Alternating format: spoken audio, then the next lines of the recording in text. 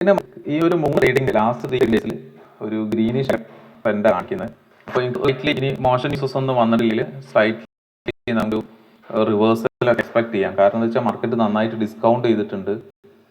ആ ഡിസ്കൗണ്ട് ചെയ്ത് automatically next face market എന്തായാലും എന്ത് ചെയ്യും, അത് തിരിച്ച് അടുത്ത നെക്സ്റ്റ് ലെവലിലേക്ക് എത്തും. പക്ഷേ ഒരു ഇമ്മീഡിയറ്റ്ലി 26 കവർ ചെയ്യാനൊന്നും മാർക്കറ്റിന് പറ്റണമെന്നില്ല.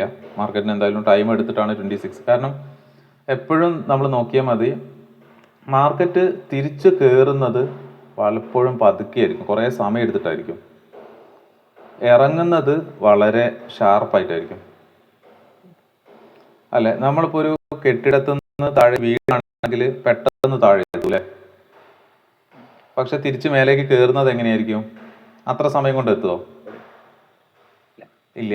കാരണം സ്റ്റെപ്പ് കയറുകയാണെങ്കിലും അതിനേക്കാൾ കൂടുതൽ സമയം വേണം. ഇനി നമ്മളൊരു റോപ്പിൽ കയറുകയാണെങ്കിൽ അതിനേക്കാൾ കൂടുതൽ സമയം വേണം. പക്ഷെ ചില സമയങ്ങളിൽ മാത്രം വളരെ ഫാസ്റ്റായിട്ട് ചില റിക്കവറീസ് ഉണ്ടാവും. പക്ഷെ പൊതുവെ റിക്കവറീസ് എല്ലാം ടൈം എടുത്തിട്ടാണ് ഉണ്ടാവുക. അപ്പോൾ ഈ ഒരു റിക്കവറിയും ടൈം എടുത്തിട്ടാണ്. പക്ഷെ നമുക്ക് അത് എന്തിനാണ് നമ്മൾ വാച്ച് ചെയ്യുന്നതെന്ന് ചോദിച്ചാൽ, നമുക്ക് എന്ത് കിട്ടും, മാർക്കറ്റ് എങ്ങനെയാണ് പെർഫോം ചെയ്യുന്നത്, മാർക്കറ്റിൻ്റെ ഒരു ബിഹേവിയർ നമുക്ക് മനസ്സിലാവും. അങ്ങനെ മാർക്കറ്റിൻ്റെ ബിഹേവിയർ നമുക്ക് മനസ്സിലായാൽ നമുക്ക് ആളുകളോട് കമ്മ്യൂണിക്കേറ്റ് ചെയ്യുന്ന സമയത്ത് എന്ത് ചെയ്യാം, വളരെ മെച്യൂർഡായിട്ട് കമ്മ്യൂണിക്കേറ്റ് ചെയ്യാം. ഇത് വളരെ ഡ്രാസ്റ്റിക്കായി ചേഞ്ച് ചെയ്യുന്ന, ഒരു വർഷം കൊണ്ട് നമ്മുടെ പൈസ ഡബിൾ ആവുന്ന അങ്ങനെ ഒരു ഇൻഡസ്ട്രി അല്ല. അതായത് നമ്മൾ സ്റ്റോക്കിൽ ഇൻവെസ്റ്റ് ചെയ്താലും മ്യൂച്വൽ ഫണ്ട്സിൽ ഇൻവെസ്റ്റ് ചെയ്താലും ഏത് ഇൻസ്ട്രുമെൻറ്റിൽ ഇൻവെസ്റ്റ് ചെയ്താലും ഏതെങ്കിലും വർഷം ഏതെങ്കിലും ഇൻസ്ട്രുമെൻറ്റ് ചിലപ്പോൾ നന്നായിട്ട് വർക്ക് ചെയ്യും. പക്ഷെ അത് ഏത് ഇൻസ്ട്രുമെൻ്റ് ആണ് നമുക്ക് ഒരിക്കലും എന്ത് ചെയ്യാൻ പറ്റണമെന്നില്ല, പലപ്പോഴും അത് പ്രെഡിക്റ്റ് ചെയ്യാൻ പറ്റണമെന്നില്ല. ഏത് ഇൻസ്ട്രുമെൻ്റ് ആണ് നെക്സ്റ്റ് ഇയറിൽ ഏത് ഇൻസ്ട്രുമെൻ്റ് ആണ് വർക്ക് ചെയ്യാന്ന് ഇന്ത്യയിലെ ബെസ്റ്റ് ഫണ്ട് മാനേജറിനോട് ചോദിച്ചാൽ പുള്ളി പറയും പുള്ളിക്ക് അറിയില്ല എന്നാണ് പറയാം. കാരണം അത് നമുക്ക് സെർട്ടൈൻ പാസ്റ്റ് ഇൻഫർമേഷൻ വെച്ച് പ്രെഡിക്റ്റ് ചെയ്യാൻ പറ്റും, പക്ഷെ അത് റൈറ്റ് ആവണമെന്ന് യാതൊരു നിർബന്ധവുമില്ല. പക്ഷെ അപ്പം നമ്മൾ എന്താ ചെയ്യേണ്ടതെന്ന് ചോദിച്ചാൽ, നമ്മുടെ പോർട്ട്ഫോളിയോന് സ്യൂട്ടബിൾ ആയിട്ടുള്ളതായിരിക്കണം നമ്മൾ ചൂസ് ചെയ്യുന്ന അസറ്റ്സ്. ഇപ്പം ജസ്റ്റ് ഒരു എക്സാമ്പിളും കൂടെ പറഞ്ഞിട്ട് നമ്മൾ സെക്കൻഡ് സെഷനിലേക്ക് പോകുമെന്ന് വിചാരിക്കുന്നത്. സിൽവറിൻ്റെ എന്തെങ്കിലും കാര്യങ്ങൾ ട്രാക്ക് ചെയ്തായിരുന്നോ? സിൽവറിനെ കുറിച്ചിട്ട് നോക്കിയിട്ട് ഏതാണ് ഓക്കെ. സിൽവർ ബീസിന് എങ്ങനെയാണ് ലാസ്റ്റ് ഒരു 2-3 മന്ത്സിൽ എന്തൊക്കെയാ സിൽവർ ബീസിൽ നടന്നത് എന്ന് ഇവാലുവേറ്റ് ചെയ്തോ? വലിയൊരു മൂവ്മെന്റ് ഉണ്ടായിരുന്നു ആ ടൈമാണ് ഞാൻ വാങ്ങി. അപ്പൊ നമുക്ക് നല്ല പ്രോഫിറ്റ് കിട്ടി അല്ലേ. പിന്നെ അതായത് ജാൻ ലാസ്റ്റ് മാർക്കറ്റ് പെട്ടെന്ന് അടിച്ചിറങ്ങി, അത് നോക്കിയായിരുന്നോ? അത് ഏകദേശം ഒരു 100+ പോയിന്റ് മാർക്കറ്റ് ഇറങ്ങി. അതായത് സിൽവർ 100+ പോയിന്റ് ഇറങ്ങി. അതിന്റെ റീസൺ എന്നുള്ളത്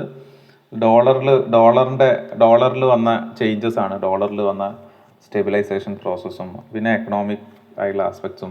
പിന്നെ അതേപോലെ അതിന് തൊട്ട് മുൻപേ ഹൈ പ്രോഫിറ്റ് ജനറേറ്റ് അല്ലെങ്കിൽ ഹൈ ആയിട്ട് കയറുന്ന സമയത്ത് ആളുകൾ മാർജിൻ എടുത്തിട്ട് ഇത് വാങ്ങി വയ്ക്കും. അപ്പോൾ ഓട്ടോമാറ്റിക്കലി മാർജിൻ എടുത്ത് വാങ്ങി വെച്ച ആളുകൾ നല്ല പ്രോഫിറ്റബിൾ എത്തുമ്പോൾ അത് സ്ക്വയർ ഓഫ് ചെയ്യും. അതല്ലെങ്കിൽ മാർക്കറ്റ് താഴെ ഇറങ്ങാൻ എന്തെങ്കിലും ഒരു കാരണം കാണിച്ചു തുടങ്ങുമ്പോൾ അവരത് സ്ക്വയർ ഓഫ് ചെയ്യും. അപ്പം ഇൻറ്റൻസീവ് ആയിട്ട് വന്നിട്ടുള്ള ഒരു സ്ക്വയർ ഓഫ് ആണ് ശരിക്കും എന്ത് ചെയ്തത്, ഈ ഒരു താഴേക്ക് ഇത്രയും ഡീപ്പായിട്ട് ഇറങ്ങി. അപ്പം ഇനി ഒരാൾ ചോദിക്കുകയാണ്, കാരണം ഇതിനെ സിൽവറിന് ഗോൾഡിനെ കുറിച്ചൊക്കെ കേട്ടിട്ടുണ്ടാവും. ആള് നമ്മളോട് ചോദിക്കുകയാണ്, ഞാൻ സിൽവറിൽ കുറച്ച് പൈസ അധികം ഉണ്ട്, കുറച്ച് പൈസ സിൽവറിൽ ഇട്ടോട്ടെ എന്ന് ചോദിച്ചാൽ എന്തായിരിക്കും നമ്മളുടെ ഒരു റിപ്ലൈ?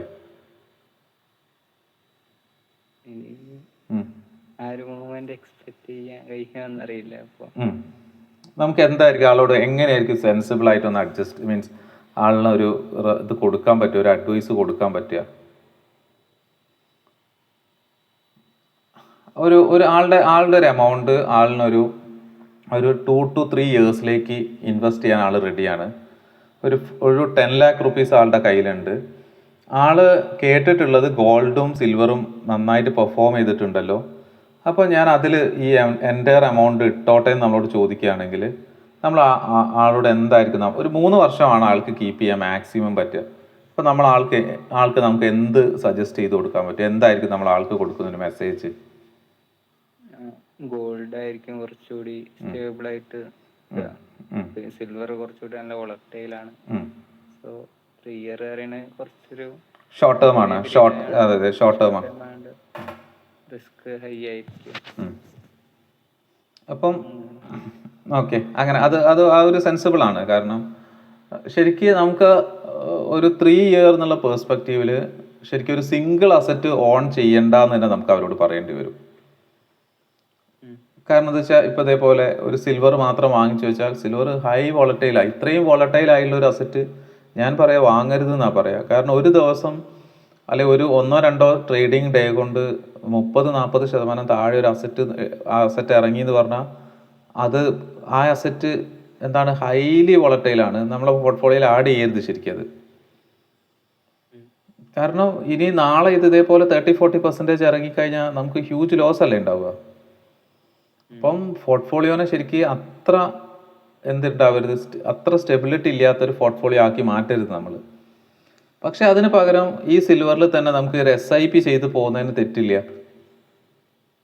അത് വീണ്ടും വീണ്ടും ആവറേജ് ചെയ്തുകൊണ്ടിരിക്കുകയായിരിക്കും. പിന്നെ അതേപോലെ ടോട്ടൽ സിൽവറിൽ നമ്മുടെ ടോട്ടൽ ഇൻവെസ്റ്റ്മെന്റ്സിന്റെ ഒരു 10% താഴെ എമൗണ്ട് സിൽവറിൽ കീപ്പ് ചെയ്യുന്നതിനോടും പ്രശ്നം വരില്ല. കാരണം അപ്പോൾ 10% ഉള്ളൂ, വേറൊരു ഈ അസറ്റിന് എന്തെങ്കിലും സംഭവിച്ചാൽ കുഴപ്പമില്ല, അടുത്തൊരു അസറ്റിൽ നിന്ന് നമുക്കത് ക്യാച്ച് ചെയ്യാൻ പറ്റും. പിന്നെ അതേപോലെ എൻറ്റയർ എമൗണ്ട് ഗോൾഡിൽ ഇടണമെന്ന് ചോദിച്ചാൽ നമ്മൾ ഇത് തന്നെയാണ് പറയേണ്ടത്. കാരണം നമുക്ക് സ്റ്റോക്ക് മാർക്കറ്റിൽ നിന്നുള്ള ഡിഫറെൻറ്റ് ഓപ്ഷൻസ് ഉള്ള സമയത്ത് എൻറ്റയർ എമൗണ്ട് ഗോൾഡിലും കീപ്പ് ചെയ്യേണ്ടതില്ല. കാരണം ഗോൾഡിനും ഇതേപോലെ ഗോൾഡിൻ്റെ ലാസ്റ്റ് 1 ഇയറും അതിന് മുൻപേ ഉള്ള സമയം എടുത്ത് നോക്കിക്കഴിഞ്ഞാൽ ലാസ്റ്റ് 1 ഇയർ ഓൺവേർഡ്സ് ഗോൾഡിന് അല്പം കൂടെ എന്ത് വന്നിട്ടുണ്ട്, ഡൗൺ സൈഡ് റിസ്ക് കൂടിയിട്ടുണ്ട്. അപ്പം അതിന് മുൻപേ 2021-2023 വരെയൊക്കെ നോക്കുകയാണെങ്കിൽ ഡൗൺ സൈഡ് റിസ്ക് കുറവായിരുന്നു. ഇപ്പോൾ എന്തുകൊണ്ടാണ് ഡൗൺ സൈഡ് റിസ്ക് കൂടുന്നതെന്ന് ചോദിച്ചാൽ മാർക്കറ്റിലേക്ക് കൂടുതൽ ട്രേഡേഴ്സ് എൻ്റർ ചെയ്യും. ആ ട്രേഡേഴ്സ് ഒക്കെ ഗോൾഡിന് ഒരു ഇൻസ്ട്രുമെൻ്റ് ആയിട്ട് കണ്ടു തുടങ്ങി. അപ്പം കൂടുതൽ ട്രേഡേഴ്സ് വന്നു കഴിഞ്ഞാൽ നോർമലി അതിൽ പ്രോഫിറ്റ് ബുക്കിംഗ് ഒക്കെ ഈസി ആയിട്ട് ഇങ്ങനെ നടന്നുകൊണ്ടിരിക്കും ഒരു സ്റ്റേജിൽ. അപ്പോൾ മാർക്കറ്റ് കൂടുതൽ വോളറ്റൈൽ ആവാൻ സാധ്യതയുണ്ട്. പിന്നെ അതേപോലെ ഫോറക്സ് ഒക്കെ ട്രേഡ് ചെയ്യുന്ന എല്ലാവരും എനിക്ക് തോന്നുന്നു ഈ ഗോൾഡ് ഡോളർ പെയറുകളൊക്കെയാണ് പലരും ട്രേഡ് ചെയ്യുന്നത്, കാരണം വോളിയം കൂടുതൽ കിട്ടാൻ. അപ്പോൾ അവിടെയൊക്കെ നമുക്ക് പ്രോഫിറ്റ് ബുക്കിംഗ് ഇനി എക്സ്പെക്ട് ചെയ്യാം. പക്ഷെ അതുകൊണ്ട് നമ്മൾ ഇൻവെസ്റ്റ് ചെയ്യാതിരിക്കണോ? വേണ്ട. നമ്മുടെ പോർട്ട്ഫോളിയോയ്ക്ക് നമ്മുടെ പോർട്ട്ഫോളിയോ ബാലൻസ് ചെയ്ത് കീപ്പ് ചെയ്യാൻ വേണ്ടി ഗോൾഡ്, സിൽവർ, മെറ്റൽസ് നമുക്ക് എടുക്കാം. പിന്നെ ഏറ്റവും പ്രധാനമാണ് ഡെപ്റ്റ് ഫണ്ട് പോർട്ട്ഫോളിയോയിൽ ആഡ് ചെയ്യണം. പിന്നെ അതേപോലെ ഇക്വിറ്റി ഫണ്ടുകളും ആഡ് ചെയ്യാം. ആ ഇക്വിറ്റി ഫണ്ട് ഒരു 3 ഇയേഴ്സ് പേഴ്സ്പെക്റ്റീവിലൊക്കെ ചെറിയൊരു പെർസെൻറ്റേജ് 30-40% ഇക്വിറ്റി ഫണ്ടുകൾ ആഡ് ചെയ്യുമ്പോൾ അവിടെ മോർ പ്രയോറിറ്റി ലാർജ് ക്യാപ് ഷെയർസിന് മാത്രം കൊടുക്കുക, അല്ലെങ്കിൽ ലാർജ് ക്യാപ് മ്യൂച്വൽ ഫണ്ട്സിന് കൊടുക്കുക. കാരണം നമുക്കിനി നെക്സ്റ്റ് ലാർജ് ക്യാപ്പിലേക്ക് വരണം. ലാർജ് ക്യാപ്പിൽ എല്ലാ ഷെയർസും അല്ലെങ്കിൽ എങ്ങനെയാണ് പെർഫോം ചെയ്യുന്നതെന്നൊക്കെ നോക്കാനുണ്ട്. നെക്സ്റ്റ് കേസിൽ വരാം. അപ്പോൾ ജസ്റ്റ് അങ്ങനെ നമ്മൾ ഓരോ സെക്ടേഴ്സിനെയും ഓരോ പോർട്ട്ഫോളിയോ കൺസ്ട്രക്ഷനെയൊക്കെ പതുക്കെ നമുക്ക് അനലൈസ് ചെയ്യാം. പിന്നെ ഞാൻ ഇത് ഷെയർ ചെയ്തിട്ടുണ്ട്. ഇപ്പോൾ നോക്കേണ്ട, ക്ലാസ് കഴിഞ്ഞിട്ട് അത് ആരെങ്കിലും ജോബ് നോക്കുന്നുണ്ടെങ്കിൽ അവർക്കൊക്കെ അയച്ചു കൊടുക്കാം. പക്ഷെ ഇതല്ല, ഈ പ്രൈമറി അല്ല, ഒരു 3 ഇയേഴ്സിൻ്റെ എക്സ്പീരിയൻസ് അവർ ചോദിക്കുന്നുണ്ട്. എന്നാൽ പോലും നമുക്ക് ഇതേപോലെയുള്ള എല്ലാ പ്രൊഫൈലുകളും വായിച്ചുകൊണ്ടിരിക്കുക കേട്ടോ. ഈ റിസർച്ച് അനലിസ്റ്റിൻ്റെ പ്രൊഫൈലുകൾ വായിച്ചുകൊണ്ടിരിക്കുക. അപ്പം നമുക്ക് എന്തൊക്കെ ക്വാളിറ്റീസാണ് ബിൽഡ് ചെയ്യേണ്ടത് എന്നുള്ളത് നമുക്ക് എപ്പോഴും ആ ഒരു ഓർമ്മ നമുക്ക് ഉണ്ടാവുമല്ലോ. അപ്പോൾ അത് നമുക്ക് അതിനനുസരിച്ച്, കാരണം ഓൾമോസ്റ്റ് എല്ലാം ഈക്വൽ ആയിട്ടാണ്. പിന്നെ ഇത്തരം കമ്പനിയിലൊക്കെ റിസർച്ച് അനലിസ്റ്റും അസോസിയേറ്റ് റിസർച്ച് അനലിസ്റ്റ് എന്നുള്ള ഓപ്ഷൻ ഉണ്ടാവും. അപ്പോൾ ഇവർക്ക് നമ്മൾ ചുമ്മാ നമ്മുടെ CV അയച്ചാലും തെറ്റില്ല, ചിലപ്പോൾ നമ്മളെ പരിഗണിക്കണം നിർബന്ധമില്ല. പക്ഷേ നെക്സ്റ്റ് കേസിൽ അസോസിയേറ്റ് റിസർച്ച് അനലിസ്റ്റിനെ വിളിക്കുമ്പോൾ അവർ നമ്മളെയും പരിഗണിക്കും. പിന്നെ അതേപോലെ ഇപ്പോൾ കേരള ബേസ്ഡ് ആയിട്ടുള്ള കുറേ അധികം കമ്പനീസ്, അതേപോലെ ഈ പൊറിഞ്ചു ഇയാളുടെ ഒരു മീൻസ് ഇൻ്റലിജൻറ്റ് ഇൻവെസ്റ്റർ, അങ്ങനെയുള്ള ഫേംസിലൊക്കെ തന്നെ ഇക്വിറ്റി ഡീലർ, അങ്ങനെ പോസ്റ്റുകളിലൊക്കെ ഇപ്പോൾ തന്നെ വേക്കൻസീസ് ഉണ്ട്. ഞാൻ അതൊക്കെ കഴിഞ്ഞ ദിവസങ്ങൾ ഇങ്ങനെ ജസ്റ്റ് ഫൈൻഡ് ചെയ്ത സമയത്ത് അതിലൊക്കെ ആർക്കെങ്കിലും, അതേപോലെ ഡെറിവേറ്റീവ്സ് ഒക്കെ കഴിഞ്ഞിട്ടുള്ള ആളുകൾക്ക് അത്തരം പോസ്റ്റുകളൊക്കെ തന്നെ ഇപ്പോൾ തന്നെ വേക്കൻസീസ് ഉണ്ട്. അതും ഒരു പരിധി വരെ റിസർച്ച് സൈഡാണ്, പക്ഷേ എൻട്രി നമുക്ക് കുറച്ചും കൂടി ഈസി ആക്കി തരും. കാരണം നമുക്ക് കുറച്ച് എക്സ്പീരിയൻസ് കിട്ടുന്ന സമയത്ത് ഒരു 3 to 6 months വർക്ക് ചെയ്തിട്ട് വർക്ക് ചെയ്യുന്നതിന് ഒപ്പം നമുക്ക് ഇത്തരം AMCs വലിയ AMCസിലേക്ക് നമ്മൾ കുറച്ചൊരു പ്രിപ്പറേഷൻസ് എക്സ്ട്രാ കൊടുക്കണം. അതിനൊരു എക്സ്പീരിയൻസിന് വേണ്ടിയിട്ട് അത്തരം കമ്പനീസ് നമുക്ക് പരിഗണിക്കാം. അപ്പോൾ ഫ്രണ്ട്സ് ആരെങ്കിലുമൊക്കെ ജോബൊക്കെ നോക്കുന്നുണ്ടെങ്കിൽ അവർക്കൊക്കെ അയച്ചു കൊടുക്കുകയും ചെയ്യാം. എൻട്രി ലെവൽ ഓപ്ഷൻസ് പല ഫേംസിലും ഉണ്ട്, അതും നമുക്ക് പതുക്കെ ട്രാക്ക് ചെയ്തെടുക്കാം. അവിടെ കൂടുതലും ഇക്വിറ്റി ഡീലർ അല്ലെങ്കിൽ അങ്ങനത്തെ കുറച്ച് അങ്ങനത്തെ സപ്പോർട്ടിങ് റോളുകളായിരിക്കും ഉണ്ടാവുക. ഇൻവെസ്റ്റ്മെന്റ് കൺസൾട്ടന്റ് അല്ലെങ്കിൽ ടീം മെമ്പർ, അവിടെയൊക്കെ നമുക്ക് അല്പം ഒരു ഇക്വിറ്റി, അത്യാവശ്യം നല്ല ഇക്വിറ്റി അണ്ടർസ്റ്റാൻഡിങ് ഉണ്ടാകുമ്പോൾ പതുക്കെ ഒരു 6 months നമുക്കതൊരു ഇന്റേൺഷിപ്പ് ആയിട്ട് കണ്ടാൽ മതി. ആ 6 months കഴിയുമ്പോഴേക്കും നമ്മൾ നെക്സ്റ്റ് ജോബിലേക്ക് എൻട്രി ചെയ്യുക എന്നുള്ളതാണ്. കാരണം ഇവിടെ നോളജ് ഭയങ്കര പ്രയോറിറ്റി ഉള്ള ഒരു ഏരിയ. ഓക്കെ, നമ്മൾ ഇന്ന് സെക്കൻഡ് മൊഡ്യൂളിലേക്ക്, ഇന്നലത്തെ ഫസ്റ്റ് മൊഡ്യൂൾ ഒന്ന് ബ്രീഫ് ചെയ്തായിരുന്നോ, നോക്കിയിട്ടുണ്ടായിരുന്നോ പിന്നീട്?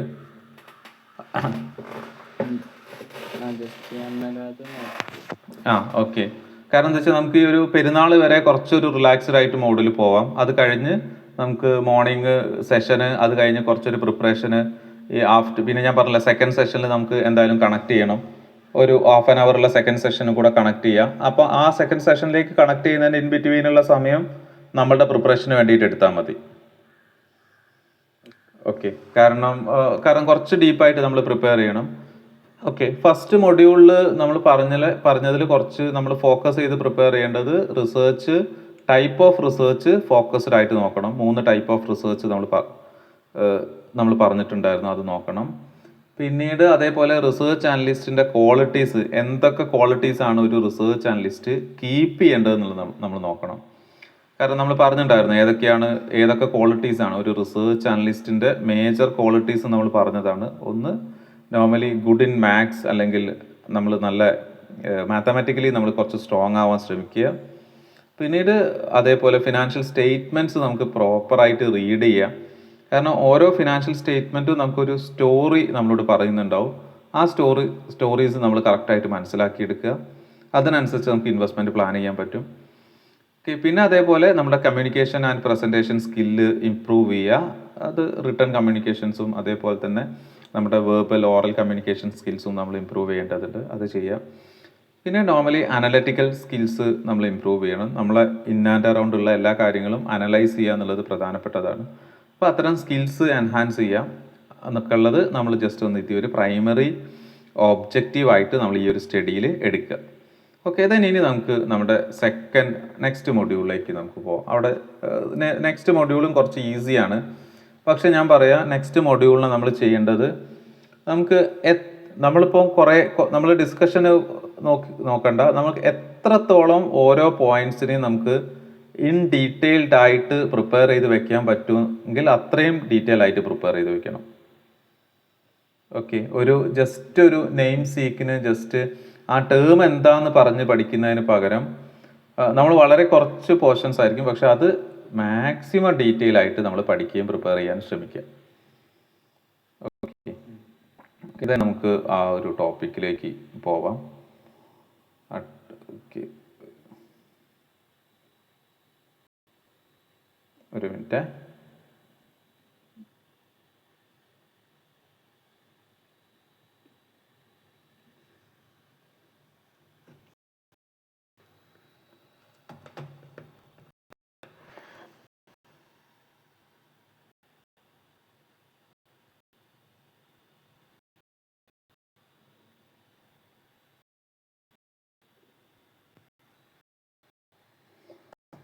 നമുക്ക് ആ PPT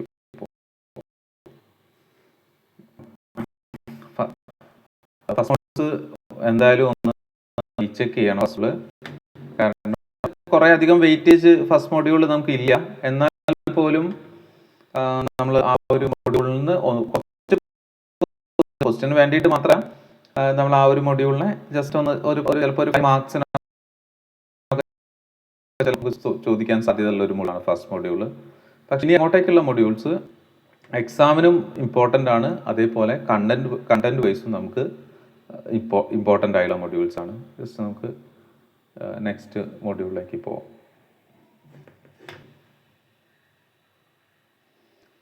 ശരിക്കും നമുക്ക് ഇതിനൊക്കെ ഞാൻ ഈ ചാപ്റ്റേഴ്സിനൊക്കെ ചെറിയ ഷോർട്ട് നോട്ട് പ്രിപ്പയർ ചെയ്ത് വെച്ചിട്ടുണ്ട്. പക്ഷേ നമ്മളൊരു പ്രിപ്പറേഷൻസ് ഞാൻ നോർമലി ഇതിന് മുൻപേ ഒക്കെ നമ്മൾ സെഷൻസ് എടുക്കുന്നത് ഷോർട്ട് നോട്ടും കൂടെ കൊടുക്കുമായിരുന്നു. പക്ഷേ നമ്മളൊരു ഷോർട്ട് നോട്ടിനെ ഡിപ്പെൻഡ് ചെയ്യേണ്ട. ഓക്കെ, ഞാൻ ഈ PPT ഇത് നമുക്ക് തരാം. അതേപോലെ ഞാൻ ടെക്സ്റ്റ് ബുക്ക് അയച്ചു തന്നിട്ടില്ല അല്ലേ, ഞാനത് അയച്ചു തരാം. നമ്മൾ മാക്സിമം പ്രിപ്പയർ ചെയ്യേണ്ടത് മാക്സിമം നമ്മളതിനെ ഡീറ്റെയിൽഡ് ആവാൻ നോക്കുക. ഒരു ഷോർട്ട് നോട്ട് പ്രിപ്പയർ ചെയ്ത് വെക്കുന്നതിന് പകരം നമ്മൾ ഡിസ്കസ് ചെയ്യുന്ന ഓരോ ടോപ്പിക്സും അതിൻ്റെ മാക്സിമം എക്സ്ട്രീം ലെവലിലേക്ക് നമ്മൾ അതിനെ റീഡ് ചെയ്യാനും പ്രിപ്പയർ ചെയ്യാനുമുള്ള സമയം ഓരോ ദിവസവും എടുക്കുക. പിന്നെ ഡെയിലി കുറച്ച് സമയം എക്സൽ പ്രാക്ടീസ് ചെയ്യണം. പവർ BI കുറച്ച് പറ്റുവാണെങ്കിൽ കുറച്ച് പഠിക്കണം. പിന്നെ കുറച്ച് സോഷ്യൽ മീഡിയ മാനേജ്മെൻറ്റ് കുറച്ച് ചെറുതായിട്ടൊക്കെ നമ്മൾ പഠിക്കണം. അതൊക്കെ സെൽഫായിട്ട് നമ്മൾ ചെറിയ ഏതെങ്കിലും ഓൺലൈൻ സെഷൻസൊക്കെ പെയ്ഡ് അല്ലാത്ത സെഷൻസും അല്ലെങ്കിൽ യൂട്യൂബിലൊക്കെയുള്ള വീഡിയോസൊക്കെ കണ്ട് ജസ്റ്റ് പ്രിപ്പറേഷൻസ് എക്സലും പവർ BI ഒക്കെ ഒന്ന് സ്റ്റാർട്ട് ചെയ്തേക്കണേ. പിന്നെ അതല്ല, ഇനിയിപ്പോൾ അതൊരു സെഷനായിട്ട് എടുക്കാനാണെങ്കിൽ ഇവരുടെയൊക്കെ നമ്മൾ സജസ്റ്റ് ചെയ്യും. ഇപ്പോൾ നമ്മൾ കേട്ടിട്ടുണ്ടോ റോസ് ആൻഡ് കോളംസ് എന്ന് കേട്ടിട്ടുണ്ടോ? അൽഫാൻ പുള്ളി നമ്മൾ കണക്ഷൻ ഉണ്ട്. പുള്ളിയെ നമ്മൾ മീറ്റ് ചെയ്യുകയൊക്കെ ചെയ്യുന്ന സാധാരണ. പുള്ളീനെ പോലുള്ള ആളുകളെടുത്ത് നമുക്ക് വേണമെങ്കിൽ അത്തരം സെഷൻസ് എടുത്താൽ നല്ലതാണ്. കാരണം മാർക്കറ്റ് എക്സ്പീരിയൻസും ഉണ്ട്. പിന്നെ പ്ലസ് നമ്മളുടെ ഒരു സ്കില്ലും എൻഹാൻസ് ചെയ്യാൻ അത് ഹെൽപ്പ് ചെയ്യും. അത് നമുക്കൊരു ജോബിലേക്കൊക്കെ എൻ്റർ ചെയ്യുന്നതിന് മുൻപേ വേണമെങ്കിൽ അത്തരം കോഴ്സസ് ഏതെങ്കിലും എടുക്കുകയാണെങ്കിൽ വലിയ എമൗണ്ട് ആവുന്നില്ലെങ്കിൽ നമുക്ക് അതും കൺസിഡർ ചെയ്യാം. ഓക്കെ, ദെൻ സെക്കൻഡ് ചാപ്റ്റർ എന്നുള്ളത് introduction to security market. It means ഇവിടെ ഈ ഒരു ചാപ്റ്ററിൽ സെക്കൻഡ് ചാപ്റ്ററിൽ try to explain certain terms in connected to market ആണ്. അപ്പോൾ അതിൽ നമുക്ക് അറിയാവുന്ന ടേംസ് തന്നെയാണുള്ളത്. ദെൻ നമുക്ക് നോക്കാം ഏതൊക്കെയാണ് മേജർ ടേംസ് എന്നൊക്കെ ഉള്ളത്. അപ്പോൾ നോർമൽ നമ്മൾ മാർക്കറ്റിൻ്റെ കുറേ അധികം ഡയമെൻഷൻസ് നമ്മൾ ഓൾറെഡി പഠിച്ചിട്ടുണ്ട്. കാരണം നമുക്ക് ഏതൊക്കെ പേപ്പേഴ്സ് ആയിരുന്നു ഉണ്ടായിരുന്നത്? ഫിനാൻഷ്യൽ മാർക്കറ്റ് ഇൻസ്റ്റിറ്റ്യൂഷൻ എന്നുള്ള പേപ്പർ ആണോ UG? എനിക്ക് തോന്നുന്നു ഏതൊരു 5th മറ്റോ ഉണ്ടായിരുന്നു തോന്നുന്നു. പിന്നെ ഡെറിവേറ്റീവ്സ് ഉണ്ടായിരുന്നു. ഡെറിവേറ്റീവ്സ് എങ്ങനെ നമുക്ക് ശോഭ മിസ് ആയിരുന്നു. ഓക്കെ. ആരാണ്?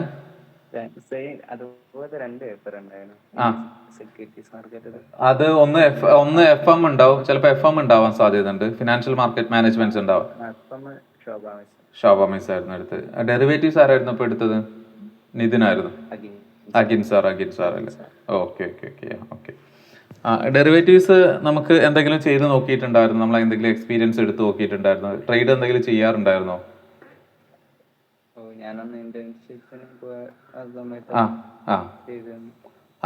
ഓക്കെ. പിന്നെ അല്ലാണ്ട് ഞാൻ ആക്ച്വലി 10th ക്ലാസ് കഴിഞ്ഞപ്പോ സ്റ്റാർട്ട് ചെയ്തിരുന്നു. വീഡിയോ കണ്ട് ഞാൻ പഠിച്ചു തുടങ്ങി. ഓക്കെ. അപ്പൊ ട്രേഡ് ഒക്കെ ചെയ്യുന്നുണ്ട് ശരിക്കും, ചെറുതായിട്ടൊക്കെ. എന്താ നമ്മളുടെ ഒരു പേഴ്സണൽ വ്യൂ എന്താണ്? ട്രേഡ് ചെയ്തിട്ട് എന്താ ഒരു റിസൾട്ട്? ഡെഡിക്കേഷൻ കൊടുത്തില്ല. ഞാൻ ഇനി ആ ഒരു പ്രൊഫഷൻ പോലെ സ്റ്റാർട്ട് ചെയ്യണം എന്നുള്ള രീതിയിലായിരുന്നു. എന്താ പറയാ, ഈ ഏരിയയിൽ തന്നെ ഫോക്കസ് ചെയ്ത് കാരണം ട്രേഡിങ് നമുക്ക് ചെയ്യാൻ പറ്റുമോ എന്ന് ചോദിച്ചാൽ നമുക്ക് ചെയ്യാൻ പറ്റും. പക്ഷേ ഒരു ബിഗിനർ ഇതേപോലെ ഇപ്പം പല കോഴ്സ് കൊടുക്കുന്ന പല ഓർഗനൈസേഷൻസ് ഉണ്ട്. അത്തരം ഒരു ഓർഗനൈസേഷൻ്റെ ഒരു കോഴ്സ് എടുത്ത് നമുക്ക് പെട്ടെന്ന് ഇമ്മീഡിയറ്റ്ലി നമുക്ക് ട്രേഡർ ആവാൻ പറ്റുമോ, സക്സസ്ഫുൾ ട്രേഡർ ആവാൻ പറ്റുമോ എന്ന് ചോദിച്ചാൽ ഞാൻ പറയാം എല്ലാവർക്കും അത് പറ്റില്ല എന്ന് തന്നെയാണ് പറയാം.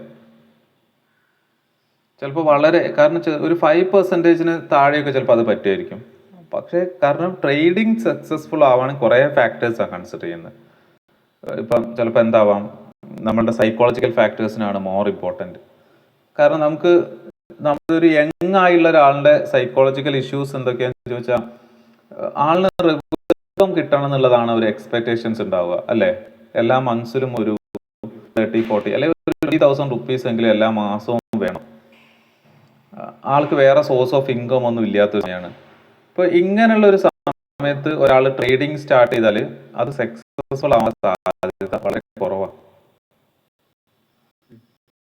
കാരണം ഇങ്ങനെയുള്ള ആളുകളാണ് എപ്പോഴും കോഴ്സുകൾ എടുത്തിട്ട് ട്രേഡിങ് കോഴ്സുകൾ എടുത്തിട്ട് ട്രേഡ് ചെയ്ത് തന്നത്. പക്ഷെ എന്തുകൊണ്ട് ട്രേഡ് ചെയ്ത് സക്സസ് ആവാത്തതെന്ന് ചോദിച്ചാൽ അവിടെ നമ്മൾ പറഞ്ഞ റൂളിനൊന്നും ഒരു പ്രാധാന്യമില്ല. കാരണം നമുക്ക് എല്ലാ മാസവും ഒരു 15,000 20,000 രൂപ ട്രേഡിംഗ് ഉണ്ടാക്കണം എന്നുള്ളതായിരിക്കും ഓരോ ആളുകളുടെ ആഗ്രഹം. പക്ഷെ എല്ലാ മാസവും നമുക്ക് ട്രേഡ് ഉണ്ടാവണം എന്നൊരു നിർബന്ധമില്ല. ചില മാസങ്ങളിൽ ചിലപ്പോൾ ട്രേഡ് ഉണ്ടാവില്ല, ഭയങ്കര ഡ്രൈ ആയിരിക്കും. ആ സമയത്തൊന്നും നമുക്ക് വെയിറ്റ് ചെയ്യാനുള്ള പേഷ്യൻസ് ഉണ്ടാവില്ല. കാരണം നമുക്ക് ആ മന്ത് എൻഡ് ആകുമ്പോഴേക്കും ഒരു 20,000 റുപ്പീസ് വേണം, അതിന് ആവശ്യങ്ങൾ ഉണ്ടാവും. ചിലപ്പോൾ നമ്മുടെ സിസ്റ്റം EMI എടുത്തിട്ടുണ്ടാവുക, ഫോൺ EMI എടുത്തിട്ടുണ്ടാവും. അപ്പം ഇങ്ങനെയുള്ള എക്സ്പെൻസസ് ഒക്കെ ഒരു സൈഡ് ക്രിയേറ്റ് ചെയ്ത് വെച്ച ഒരാളിന് ആ ട്രേഡ് ചെയ്ത് സക്സസ്ഫുൾ ആവാൻ ആളുടെ സൈക്കോളജിക്കൽ ഫാക്ടേഴ്സ് സമ്മതിക്കില്ല. പക്ഷെ അതിന് പകരം നമ്മൾ മാർക്കറ്റിനെ കുറിച്ച് ട്രേഡിംഗ് കോഴ്സോ അല്ലെ എടുക്കാതെയോ എടുത്തിട്ടോ ഒക്കെ നമ്മൾ ട്രേഡിങ്ങിനെ കുറിച്ച് പഠിച്ചു. നമ്മൾ ഒരു സ്ട്രാറ്റജി നമ്മൾ സെക്യൂർ ചെയ്തു. ഒരു സ്ട്രാറ്റജി എപ്പോഴും വർക്ക് ചെയ്യണമെന്നില്ല, എന്നാലും ഒരു വിൻ ചെയ്യാൻ സാധ്യതയുള്ള ഒരു സ്ട്രാറ്റജി നമ്മൾ പതുക്കെ ഡെവലപ്പ് ചെയ്തു. പിന്നെ നമ്മൾ കുറച്ച് സമയം 1-2 മാസം നമ്മൾ പേപ്പർ ട്രേഡ് ചെയ്തു, ഫുള്ളായിട്ട് ഇരുന്നു പേപ്പർ ട്രേഡ് ചെയ്തു, സക്സസ്ഫുൾ ആവുന്നുണ്ട്. പിന്നെ അതിനുശേഷം നമ്മൾ എന്ത് ചെയ്യുന്നു, നമ്മുടെ കയ്യിൽ ഒരു 1 lakh റുപ്പീസ് ഉണ്ട്. പക്ഷേ നമ്മൾ 1 lakh റുപ്പീസും യൂസ് ചെയ്ത് ട്രേഡ് ചെയ്യുന്നില്ല. നമുക്ക് അതിൽ നിന്ന് ഒരു 10,000 റുപ്പീസോ 20,000 റുപ്പീസോ എടുത്തിട്ട് ആദ്യത്തെ മാസം ട്രേഡ് ചെയ്യാം. 10,000 എടുത്തിട്ടോ ചെയ്യാമെന്നാണ് ഞാൻ പറയാം. കാരണം അങ്ങനെ 10,000 എടുത്ത് ചെയ്താൽ നമുക്ക് 10 മാസം ചെയ്യാനുള്ള ക്യാപിറ്റൽ നമ്മൾ എടുത്തിട്ടുണ്ട്. അപ്പം അങ്ങനെ 10,000 എടുത്ത് നമ്മൾ ചെയ്താൽ നമുക്ക് ഒരു മാസം കൊണ്ട് ആ പൈസ തീരും. ഡെഫിനറ്റ്ലി നമുക്ക് തിരിച്ചു കിട്ടാനൊന്നും സാധ്യതയില്ല. പൈസ ചിലപ്പോൾ ലോസായി പോകാനാണ് കൂടുതൽ സാധ്യത. പക്ഷേ എന്നാലും കുഴപ്പമില്ല, ഒരു മാസം കൊണ്ടല്ലേ നമ്മൾ 10,000 രൂപ ട്രേഡ് ചെയ്ത് കളഞ്ഞത്. നമുക്ക് 10,000 രൂപയുടെ എക്സ്പീരിയൻസ് കിട്ടിയിട്ടുണ്ട്. അടുത്ത മാസം നമ്മൾ അടുത്ത ഒരു 10,000 രൂപ ഉപയോഗിച്ചിട്ട് ട്രേഡിങ് സ്റ്റാർട്ട് ചെയ്യാം. ആ സമയത്ത് ചിലപ്പോൾ നമ്മൾ എന്ത് ചെയ്തിട്ടുണ്ടാവും, ഒരു മാസം കഴിഞ്ഞു. പക്ഷേ ഒരു മാസം കഴിയുമ്പോൾ ഒരു 8,000 രൂപയോ അല്ലെങ്കിൽ 6,000 രൂപയായിരിക്കും നമുക്ക് ട്രേഡിംഗ് ലോസ് ഉണ്ടാവുക. ബാക്കി ഒരു 4,000 രൂപ നമുക്ക് സേവ് ചെയ്യാൻ പറ്റിയിട്ടുണ്ടാവും അവിടെ ലോസ് നിന്ന്. ശരിക്കും അപ്പോഴും നമ്മൾ വിന്നർ തന്നെയാണ്. കാരണം എന്ത് ചെയ്തിട്ടുണ്ട്, നമ്മൾ ട്രേഡ് ചെയ്ത് കഴിഞ്ഞ മാസം 10,000 രൂപ കളഞ്ഞിട്ടുണ്ട്, ഈ മാസം 6,000 കളഞ്ഞിട്ടുള്ളൂ.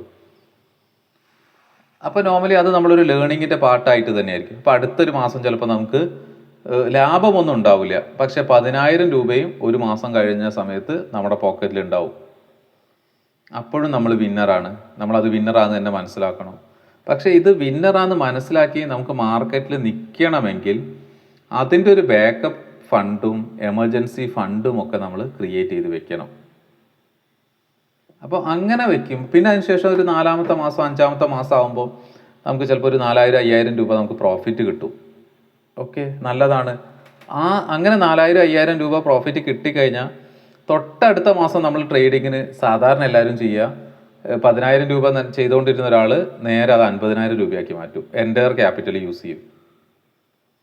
പക്ഷെ ആ മാസം ലോസ് ആയിരിക്കും, എൻ്റയർ എമൗണ്ട് പോവുകയും ചെയ്യും. പക്ഷേ ഈവൻ ദോ നമുക്ക് പ്രോഫിറ്റബിൾ ആയി കഴിഞ്ഞാൽ പോലും നമ്മൾ പെട്ടെന്ന് തൊട്ടടുത്ത മാസം എന്ത് ചെയ്യരുത്, എൻ്റയർ ക്യാപിറ്റൽ ഇടുക അല്ലെങ്കിൽ ക്യാപിറ്റൽ പെട്ടെന്ന് വർദ്ധിപ്പിക്കുക, ലോട്ട് സൈസ് കൂട്ടുക ഒന്നും ചെയ്യരുത്. നമ്മൾ വളരെ കൺസിസ്റ്റൻ്റ് ആയി മാത്രം ലോട്ട് സൈസ് കൂട്ടുക. ലോട്ട് സൈസ് കൂട്ടുമ്പോഴും നമ്മുടെ ആ റിസ്ക് മാനേജ്മെൻറ്റ് ഫിലോസഫി നമ്മൾ അതേപോലെ കീപ്പ് ചെയ്യുക. കാരണം എപ്പോഴും നമ്മുടെ ഒരു വ്യൂവിൽ ഏറ്റവും മോശം സിനാരിയോ വന്നാൽ പോലും നമുക്ക് എത്ര ലോസ് ഉണ്ടാവാനുള്ള സാധ്യത ഉണ്ട് നമ്മൾ അനലൈസ് ചെയ്തുകൊണ്ടിരിക്കണം. എൻ്റയർ നമ്മുടെ ക്യാപിറ്റലിൻ്റെ എത്ര ലോസ് ഉണ്ടാവാനുള്ള സാധ്യത ഉണ്ട് എന്ന് അനലൈസ് ചെയ്യുക. അപ്പോൾ അത് എപ്പോഴും ഒരു 10% നമുക്ക് ലിമിറ്റ് ചെയ്യാൻ പറ്റുക, അല്ലെങ്കിൽ 5% ലെസ് ദാൻ 10 ഒക്കെ ഹെവിയാണ്. ഒരു 5% ലിമിറ്റ് ചെയ്യാൻ പറ്റിക്കഴിഞ്ഞാൽ നമുക്ക് ഒരു പ്രശ്നമില്ലാതെ ട്രേഡ് ചെയ്ത് സക്സസ്ഫുൾ ആയിട്ട് മുന്നോട്ടേക്ക് പോകാം. ഒരു 6 months ഞാനതിൽ എപ്പോഴും ഒരു കൺസർവേറ്റീവ് അപ്രോച്ച് എടുക്കുന്ന ഒരാളാണ്. ഒരു 6 to 1 year എന്നുള്ളൊരു പീരീഡ് നമ്മൾ ഇതേപോലെ പ്ലാൻ ചെയ്താൽ നമുക്കൊരു സക്സസ്ഫുൾ ട്രേഡർ ആവാം. കാരണം ഞാൻ ഇതിൻ്റെ പല ഫേസസ് നമ്മൾ ഇനീഷ്യൽ സ്റ്റേജിലൊക്കെ നമ്മൾ ഫേസ് ചെയ്തിട്ടുണ്ട്. പക്ഷേ ലാസ്റ്റ് ഞാൻ കുറച്ച് മുൻപേ ഒക്കെ ഞാൻ ദേവഗിരിയുള്ള സമയത്തൊക്കെ തന്നെ നമുക്ക് ട്രേഡ് ചെയ്യാൻ പറ്റിയിട്ടുണ്ട്. ഞാൻ അവിടെ ക്ലാസ്സസ് എടുത്തിട്ടുണ്ട് കുറച്ച് സമയം. അപ്പോൾ ആ സമയത്തൊക്കെ നമുക്ക് ഞാൻ എല്ലായ്പ്പോഴും ട്രേഡ് ഒന്നും ചെയ്യില്ല. ഫ്രീ അവേഴ്സും നമ്മൾ ഭയങ്കര കംഫർട്ടബിൾ ആയുള്ള സാധനം കിട്ടുന്ന സമയത്ത് ട്രേഡ് എടുത്ത് തന്നെ പ്രോഫിറ്റബിൾ ആയിരുന്നു. പക്ഷെ പിന്നെ നോർമലി മാർക്കറ്റിലേക്ക് ഫുൾ ടൈം വന്ന സമയത്ത് നമുക്ക് ട്രേഡിൽ നമ്മൾ അങ്ങനെ ഫോക്കസ് ചെയ്തിട്ടില്ല. കാരണം ഞാൻ മ്യൂച്വൽ ഫണ്ട്സ് ആയിരുന്നു നമ്മുടെ കോർ ഏരിയ. അപ്പം മ്യൂച്വൽ ഫണ്ട്സിൽ ചെയ്യുന്ന സമയത്ത് നമുക്ക് കുറേ അധികം ക്ലയൻസ് ഒക്കെ വന്ന സമയത്ത് മീറ്റിങ്ങും ഡിസ്കഷനും ഒക്കെ വന്നപ്പം അത് നമുക്ക് ട്രേഡ് എടുക്കാനോ ഉള്ളൊരു സമയം കിട്ടാതെ വന്നു. പിന്നെ അങ്ങനെ ട്രേഡിൽ ഫോക്കസും ചെയ്തിട്ടുണ്ടായിരുന്നില്ല. പക്ഷേ നമ്മളൊരു പ്രോഫിറ്റബിൾ ആയൊരു സാധനത്തിലേക്ക് എത്താൻ നമ്മൾ കുറച്ച് സമയം എടുത്ത് പ്രിപ്പയർ ചെയ്ത് കുറച്ച് ജേണലൊക്കെ ചെയ്ത് എങ്ങനെയാണ് ജേണൽ ഇപ്പോഴും ഉണ്ട്. ഞാനതിപ്പോഴും എടുത്ത് ജസ്റ്റ് നോക്കി എപ്പോഴെങ്കിലും ഇനി കുറച്ചൊരു ഫ്രീ ടൈം വരുന്ന സമയത്ത് ട്രേഡ് ചെയ്യണമെന്ന് തന്നെയാണ് വിചാരിക്കുന്നത്.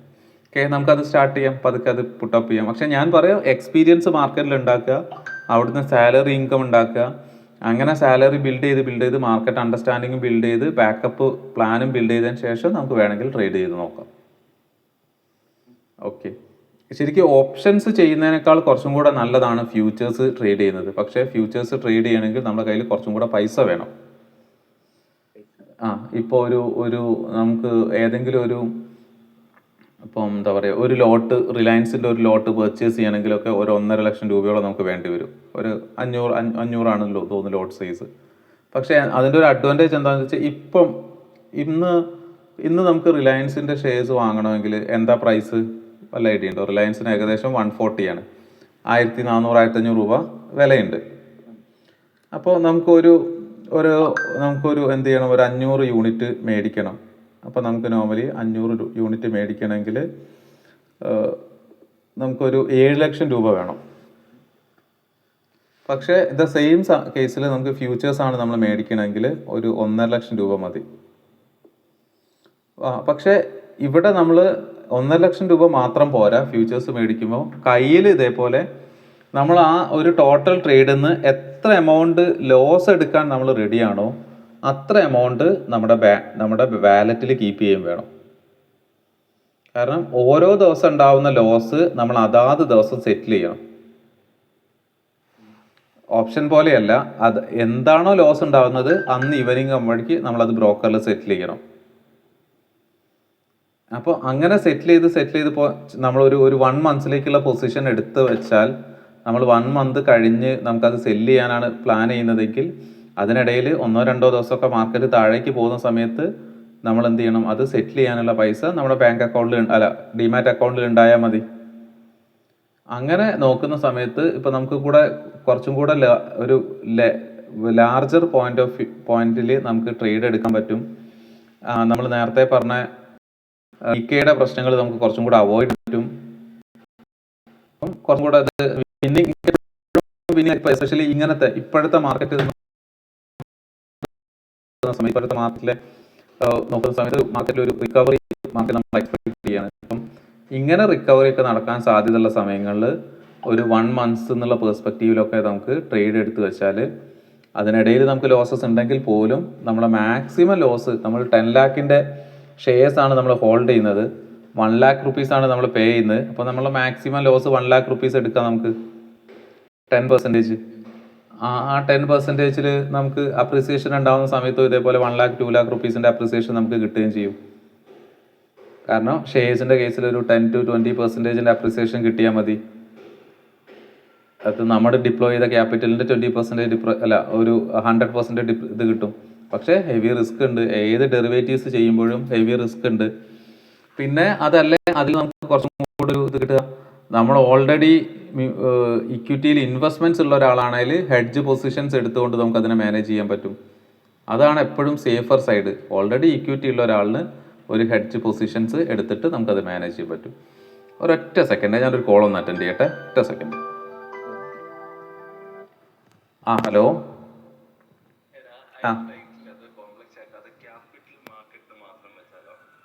ഓക്കെ, അങ്ങനെ വെക്കാം. ക്യാപിറ്റൽ മാർക്കറ്റ് ഒന്നും മതി, അത് കുഴപ്പമൊന്നുമില്ല. ക്യാപിറ്റൽ മാർക്കറ്റ് മതി. ഞാനത് പുള്ളിക്ക് അയച്ചു കൊടുത്തിട്ടുണ്ട്. ഞാൻ പുള്ളിനോടൊന്നും കൂടെ അത് മാറ്റി പറയട്ടെ.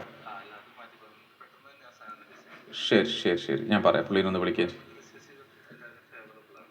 ഓക്കെ. ശരി.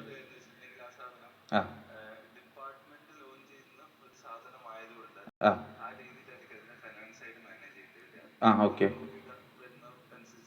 മതി. No issue. ശരി.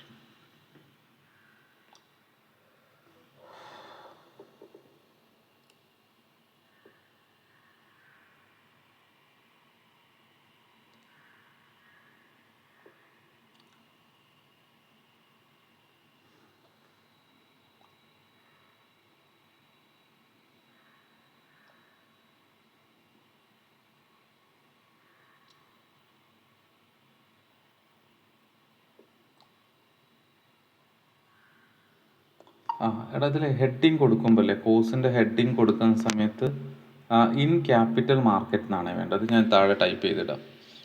അത് ഞാൻ ജസ്റ്റ് ഒന്ന് എഡിറ്റ് ചെയ്ത് തരികയും ചെയ്യാം.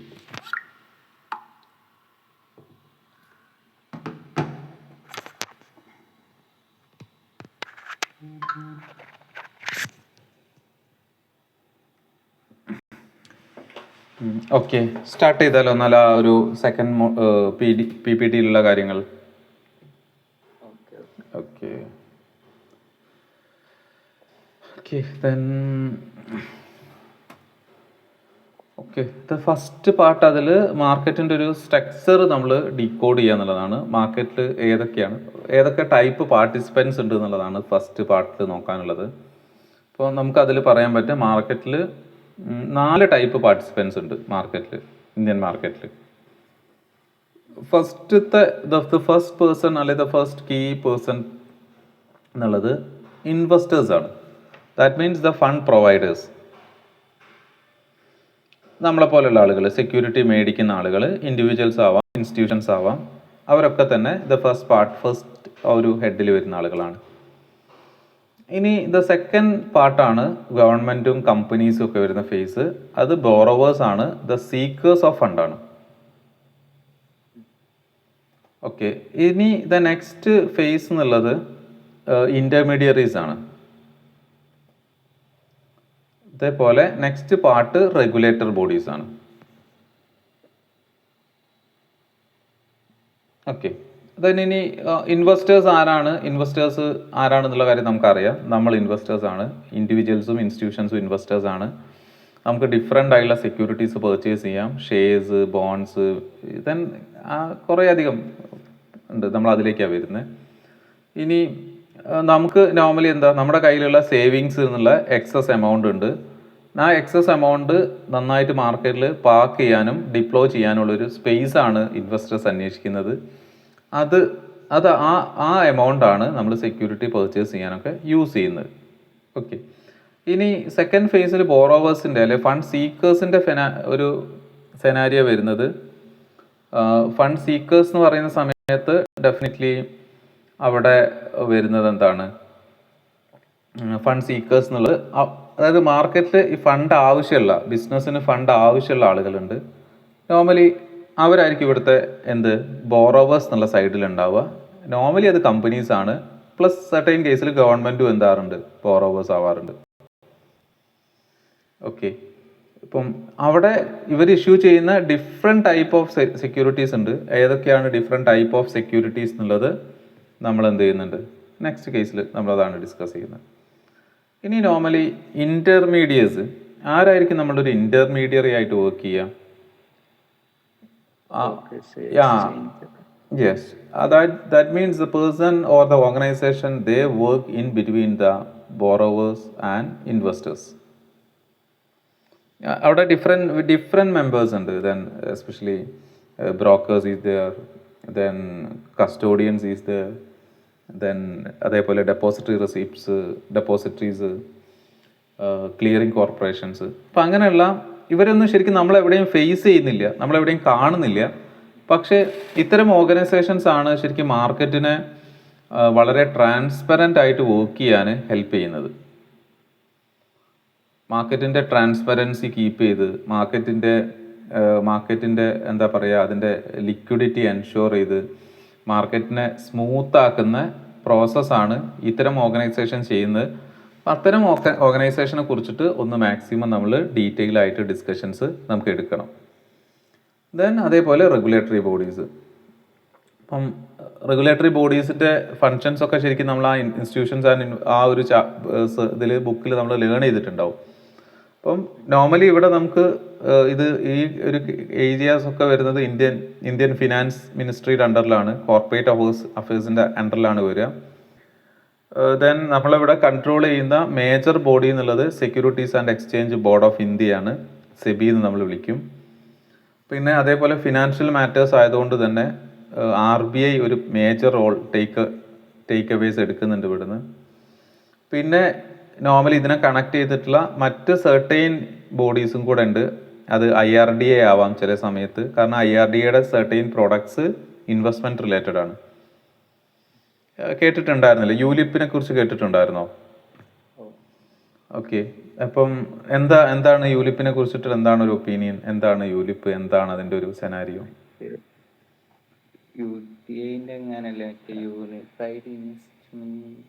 അല്ല, അവിടെ കുറച്ച് കാര്യങ്ങളൊക്കെ ഉണ്ട്. അതായത് യൂലിപ്പ് പ്ലാൻ ഉദ്ദേശിക്കുന്നത്, നമുക്ക് അതൊക്കെ ഡിസ്കസ് ചെയ്യാനുണ്ട്. യൂലിപ്പ് കൊണ്ട് ഉദ്ദേശിക്കുന്നത് യൂണിറ്റ് ലിങ്ക്ഡ് ഇൻഷുറൻസ് പ്ലാൻ. അപ്പോൾ യൂണിറ്റ് ലിങ്ക്ഡ് ഇൻഷുറൻസ് പ്ലാനോട്, അതായത് ഇൻവെസ്റ്റ്മെന്റ് കം ഇൻഷുറൻസ് പ്ലാനുകളെയാണ് യൂലിപ്പ് പ്ലാൻ എന്ന് വിളിക്കുന്നത്. അപ്പോൾ പക്ഷേ മാർക്കറ്റിൽ ഏറ്റവും മിസ്സെല് ചെയ്യുന്ന ഒരു പ്രൊഡക്റ്റ് ആണത്. കാരണം മ്യൂച്വൽ ഫണ്ടുകൾ പലരും എടുക്കാറില്ല, പല റീസൺസ് കൊണ്ട്. പക്ഷെ അവരൊക്കെ യൂലിപ്പ് പ്ലാനുകൾ എടുത്തിട്ടുണ്ടാവും.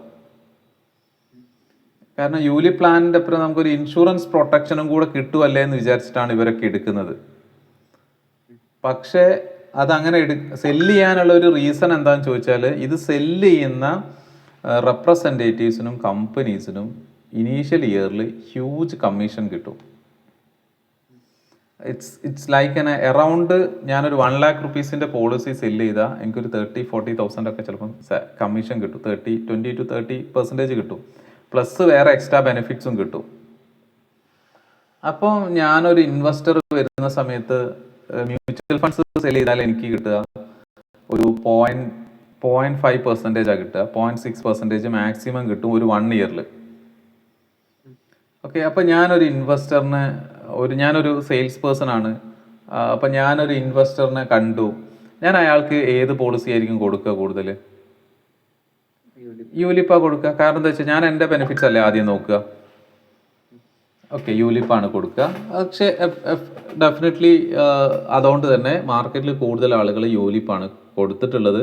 കൂടുതൽ ഓൺ ചെയ്യുന്ന യൂലിപ്പുകളാണ്. പക്ഷേ മ്യൂച്വൽ ഫണ്ടുകളല്ല ഓൺ ചെയ്യുന്നത്. അപ്പം നമ്മൾ എന്താണ് നമ്മളൊരു ഇൻവെസ്റ്ററിനെ കാണുമ്പോൾ, ഞാൻ ആദ്യമൊക്കെ പറഞ്ഞ് മനസ്സിലാക്കി കൊടുക്കുന്ന സാധനം, എപ്പോഴും പറഞ്ഞ് മനസ്സിലാക്കി കൊടുക്കുന്ന സാധനം, നമ്മുടെ ഫിനാൻസിനെ അല്ലെങ്കിൽ നമ്മളുടെ ഈ ഇൻവെസ്റ്റ്മെൻറ്റ്സ്, മാർക്കറ്റിലെ ഇൻവെസ്റ്റ്മെൻറ്റ് റിലേറ്റഡ് ടേംസിനെ it's don't make more complicated എന്നുള്ളതാണ്. നമ്മൾ ആ ഫണ്ടും ഈ ഫണ്ടും എല്ലാ ഫണ്ടും അതും ഇതും ഒക്കെ നമ്മൾ പർച്ചേസ് ചെയ്ത് വെക്കേണ്ടതില്ല. ഇറ്റ്സ് കീപ്പ് ഇറ്റ് സിമ്പിൾ എന്നുള്ളതാണ്. ഒന്ന്, നമുക്ക് നല്ല മ്യൂച്വൽ ഫണ്ടുകളിൽ നമുക്ക് SIP ഇടാൻ നമ്മൾ ശ്രമിക്കുക. രണ്ടാമത്തെ കാര്യം, നമ്മൾ നല്ലൊരു ഇൻഷുറൻസ് എടുത്തു വെക്കുക. അതൊരു ടേമും ഹെൽത്തും എടുത്തു വെക്കണം. ഹെൽത്തിൽ നമ്മൾ നന്നായി ശ്രദ്ധിച്ച് മാത്രം എടുക്കാവൂ. ഈവൻ ദോ ഞാൻ തന്നെ കഴിഞ്ഞ ദിവസം ഒരു എൻ്റെ ഹെൽത്ത് ഒന്ന് ഞാൻ ചേഞ്ച് ചെയ്തു. എന്നിട്ട് എനിക്ക് വളരെ മോശം ഒരു എക്സ്പീരിയൻസ് ഉണ്ടായത്. ഞാനിപ്പോൾ ഞാൻ പഠിച്ചുകൊണ്ടിരിക്കുകയാണ്. ഞാൻ ചേഞ്ച് ചെയ്തത് നിവാവൂപ്പയിലേക്കായിരുന്നു, സ്റ്റാറിൽ നിന്ന്. പക്ഷേ എനിക്കൊരു ക്ലെയിമിൻ്റെ ആവശ്യം വന്നു. മോന് ചെറിയ പനിയൊക്കെ വന്ന സമയത്ത് ക്ലെയിം വന്നു. പക്ഷേ ഞാൻ പോയ ഹോസ്പിറ്റലിൽ ഡയറക്റ്റ് ഇതില്ല, ക്യാഷ്ലെസ് സർവീസ് ഇല്ല, അവർ ടൈപ്പ് ഇല്ല. അപ്പം ഞാൻ വിചാരിച്ചത് റീഎംബേഴ്സ്മെൻറ്റ് കൊടുക്കാം. റീഎംബേഴ്സ്മെൻറ്റ് കൊടുത്തു. റീഎംബേഴ്സ്മെൻറ്റ് നടന്നിട്ടില്ല. പക്ഷേ ദെൻ ആഫ്റ്റർ ഞാൻ അവരെ ഒന്ന് കണക്ട് ചെയ്യാൻ വിചാരിച്ചിട്ട് അവരെ മെയിലുകൾ അയച്ചു. ഒരാൾ പോലും അവർ റെസ്പോണ്ട് ചെയ്യുന്നില്ല. അപ്പം ഞാൻ വിചാരിച്ചു നെക്സ്റ്റ് ലെവൽ ആക്ടിവിറ്റീസിലേക്ക് പോവാം. അപ്പോഴാണ് ഞാൻ ഇൻഷുറൻസിൽ, ഈവൻ നമ്മൾ ഇൻഷുറൻസിൽ ഓൺ ചെയ്ത് കഴിഞ്ഞാൽ പോലും നമ്മൾ ഫേസ് ചെയ്യുന്ന ഇഷ്യൂസ്, കാരണം നമ്മൾ ഇതുവരെ ക്ലെയിമിലേക്ക് എവിടെയും പോയിട്ടില്ല. നമുക്കൊരു ഹെൽത്ത് ഇഷ്യൂസ് ഉണ്ടാവുക, ഇൻഷുറൻസ് ഉണ്ട് എന്നല്ലാതെ നമ്മൾ ക്ലെയിമിലേക്ക് പോയിട്ടില്ല. പിന്നെ നമ്മൾ ഇൻഷുറൻസ് സെല്ലും ചെയ്യുന്നില്ല. കാരണം ഇൻഷുറൻസ് സെല്ല് ചെയ്യാതിരിക്കാനുള്ള മെയിൻ റീസൺ, നമുക്ക് ഇൻഷുറൻസ് ഇതേപോലെ നമ്മൾ സെല്ല് ചെയ്യാൻ നല്ലതാണ്, എല്ലാവർക്കും കൊടുക്കുന്നതിലും തെറ്റില്ല. പക്ഷേ ഇൻഷുറൻസിനെ കുറിച്ച് നമുക്ക് നല്ല അണ്ടർസ്റ്റാൻഡിങ് വേണം. അതും ഇതേപോലെയാണ്. ഇൻഷുറൻസ് വിൽക്കുന്ന ആളുകളൊക്കെ ചെയ്യുന്നത്, അവർക്ക് ബെനിഫിറ്റ് ഉള്ള പ്ലാനുകളാണ് അവർ വിൽക്കുക. പക്ഷേ ശരിക്കും ഇൻഷുറൻസ് സെനാരിയോയിൽ അതല്ല. നമുക്ക് ബെനിഫിറ്റ് ഉള്ള പ്ലാനുകൾ ഉണ്ട് ഇൻഷുറൻസിൽ, അതാണ് എടുക്കേണ്ടത്. പിന്നെ അതേപോലെ നമ്മളുടെ വീട്ടിനടുത്തുള്ള 1-2 ഹോസ്പിറ്റലുകൾ ക്യാഷ്ലെസ് ആയിട്ട് സർവീസ് കിട്ടുന്ന ഫണ്ടുകൾ ഏതാണെന്ന് നോക്കണം. അത് തന്നെ ആ ഒരു ഹോസ്പിറ്റലിൽ നമുക്ക് നേരിട്ട് പോയി അവിടുത്തെ ഇൻഷുറൻസ് എന്തെങ്കിലും ക്ലെയിമിൽ എന്തെങ്കിലും ഇഷ്യൂസ് ഉണ്ടാവാറുണ്ടോ എന്നൊക്കെ ഹോസ്പിറ്റലും കൂടെ ഒന്ന് അന്വേഷിച്ചതിന് ശേഷം എടുക്കുന്നതാണ് എപ്പോഴും നല്ലത്.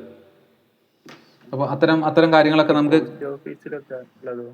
പോസ്റ്റ് ഓഫീസിലൊക്കെ ഉള്ളത് ഹെൽത്ത് ഇൻഷുറൻസ് ആണോ ടേം ഇൻഷുറൻസ് ആണോ? രണ്ടും കാണലുണ്ട് അല്ലേ? അല്ല, നല്ല ഹെൽത്ത് ഇൻഷുറൻസ് ആണെങ്കിൽ നമുക്ക് എടുക്കുന്നതിന് തെറ്റില്ല. ഞാൻ അവരെ കുറച്ചും കൂടെ റെക്കമെൻഡ് ചെയ്യുക അവരുടെ ടേം ഇൻഷുറൻസുകൾ എടുക്കുന്നതാണ്. കാരണം നമ്മളൊരു വളരെ ബേസിക് ആയിട്ടുള്ള ഒരു ഹെൽത്ത് ഇൻഷുറൻസ് എടുത്തു വെച്ചാൽ അതിൽ പല കാര്യങ്ങളും കവർ ചെയ്യില്ല. അപ്പോൾ നമുക്കൊരു ആവശ്യം, നമുക്കൊരു അത്യാവശ്യം വരുന്ന സമയത്ത് ഹെൽത്ത് ഇൻഷുറൻസ് ഉണ്ട് എന്നുള്ളത് കൊണ്ട് നമുക്ക് എവിടെ നിന്നും പ്രൊട്ടക്ഷൻ കിട്ടൂല. അപ്പോൾ നമുക്ക് നമ്മളുടെ ഏജും നമ്മളുടെ എല്ലാ ബാക്കപ്പ് ഹിസ്റ്ററി ഒക്കെ ചെക്ക് ചെയ്ത്, ഫാമിലി മെമ്പേഴ്സിൻ്റെ ഹിസ്റ്ററി ഒക്കെ ചെക്ക് ചെയ്തിട്ട് നമുക്ക് ചിലപ്പോൾ നമുക്ക് ചില രോഗങ്ങളൊക്കെ വരാം. ഇപ്പോൾ എൻ്റെ വീട്ടിൽ അച്ഛന് ഷുഗർ ഉണ്ട്, അപ്പോൾ ഞാൻ എക്സ്പെക്ട് ചെയ്യുന്നുണ്ട് ഷുഗർ വരാനുള്ള സാധ്യത ഉണ്ട് ഫ്യൂച്ചറിൽ, അത് കാരണം ഒരു ഹെറിഡിറ്ററി ആയതുകൊണ്ട്. പക്ഷെ അപ്പം ഞാൻ അതിൽ നിന്ന് നമ്മൾ അപ്പോൾ അത് റിലേറ്റ് ചെയ്തിട്ടുള്ള ഏതെങ്കിലും ഇഷ്യൂസിനൊക്കെ ട്രീറ്റ്മെൻറ്റ് കിട്ടുന്ന ഒരു ഹെൽത്ത് പ്ലാൻ ആയിരിക്കണം നമ്മൾ എടുക്കേണ്ടത്. പിന്നെ അതിൽ നമുക്ക് പ്രിവെൻഷൻ എന്നുള്ള രീതിയിൽ നമ്മളിപ്പോൾ തന്നെ എന്ത് ചെയ്യുന്നുണ്ട്, നമ്മൾ പ്രോപ്പറായിട്ട് എക്സസൈസ് ചെയ്യാം. അപ്പം അതൊക്കെ നമ്മൾ ഒരു ഭാഗത്ത് നമ്മളത് കണ്ടിന്യൂ ചെയ്ത് കഴിഞ്ഞാൽ അത് നമുക്ക് ബെനിഫിറ്റാണ്.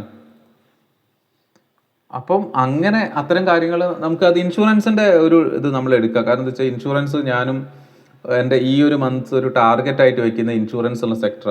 അണ്ടർസ്റ്റാൻഡിങ് ഇല്ല എന്നുള്ളതല്ല, പക്ഷേ ഈ പ്രാക്ടിക്കലി ഹോസ്പിറ്റൽസ് വിസിറ്റ് ചെയ്ത് കുറച്ച് ഡാറ്റ കളക്ഷൻസ് ഒക്കെ നടത്തി ഒരു നല്ല ഇൻഷുറൻസുകൾ ഏതൊക്കെയാണ് എന്നുള്ളത് നമുക്ക് അതായത് നമ്മൾ ഇൻഷുറൻസ് ഒരു കോമൺ എല്ലാ കമ്പനീസിനെയും കൺസിഡർ ചെയ്യുന്ന സമയത്ത് ഏതാണ് നല്ലതെന്നുള്ളതിനൊക്കെ നോക്കിയിട്ട് നമ്മളൊരു പോർട്ട്ഫോളിയോ മേക്ക് ചെയ്യണമെന്ന് വിചാരിക്കുന്നുണ്ട്. അത് നമുക്ക് അതിനനുസരിച്ച് ഒരു സെഷൻ നമുക്കത് എടുക്കാം, 1-2 സെഷൻ. ഇൻഷുറൻസ് ആ സമയത്ത് യൂലിപ്പിനെ കുറിച്ചിട്ടൊക്കെ കൂടുതൽ പറയാം, യൂലിപ്പിൻ്റെ ഇഷ്യൂസ് എന്തൊക്കെയാണ്, പിന്നെ മ്യൂച്വൽ ഫണ്ട് പോലെയുള്ള വേറെ പ്രൊഡക്റ്റുകൾ ഏതൊക്കെയാണ്, അതൊക്കെ ആളുകൾ മിസ്സെല് ചെയ്യുന്ന കുറേ സാധനങ്ങളുണ്ട്.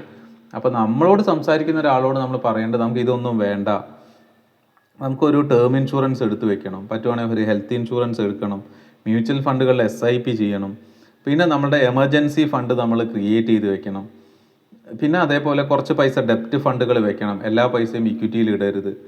പിന്നെ അതേപോലെ തന്നെ നമ്മൾ ഇൻവെസ്റ്റ് ചെയ്യുന്ന സമയത്ത് ഇക്വിറ്റി, ഗോൾഡ്, കമ്മോഡിറ്റി, ഡെപ്റ്റ് എല്ലാത്തിൻ്റെ ഒരു കോമ്പിനേഷൻ വെക്കുക. ദെൻ ലോങ് ടേമിലേക്ക് SIP ചെയ്യുക. പിന്നെ അതേപോലെ കുറച്ച് എമൗണ്ട് ലോങ് ടേമിലേക്ക് ഷെയർസിലും ഇൻവെസ്റ്റ് ചെയ്യുക. നല്ല ഷെയർസ് ഐഡൻറ്റിഫൈ ചെയ്ത് ഡൈവേഴ്സിഫൈ ചെയ്തൊരു പോർട്ട്ഫോളിയോ ഉണ്ടാക്കുക. ഇത്രയും മാത്രം ചെയ്തു വെച്ചാൽ തന്നെ ഒരാളുടെ ഇൻവെസ്റ്റ്മെൻറ്റ്സിൻ്റെ ഒരു ഏരിയ ക്ലിയർ ആണ്.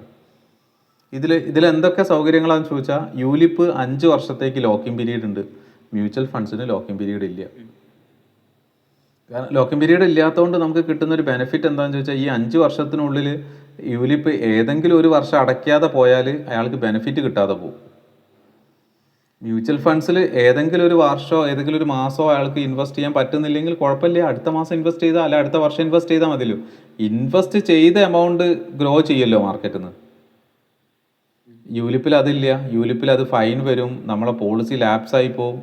അങ്ങനെയാണ് കമ്പനീസ് യൂലിപ്പിൽ പൈസ ഉണ്ടാക്കുന്നത്. കാരണം ഒരാളുടെ ലൈഫിൽ ഒരു 10 വർഷത്തെ സമയം എടുത്താൽ ഒരു നല്ല ഫിനാൻഷ്യൽ ക്രഞ്ചസ് ഏതെങ്കിലും ഒരു വർഷം വരും, ഇല്ലേ?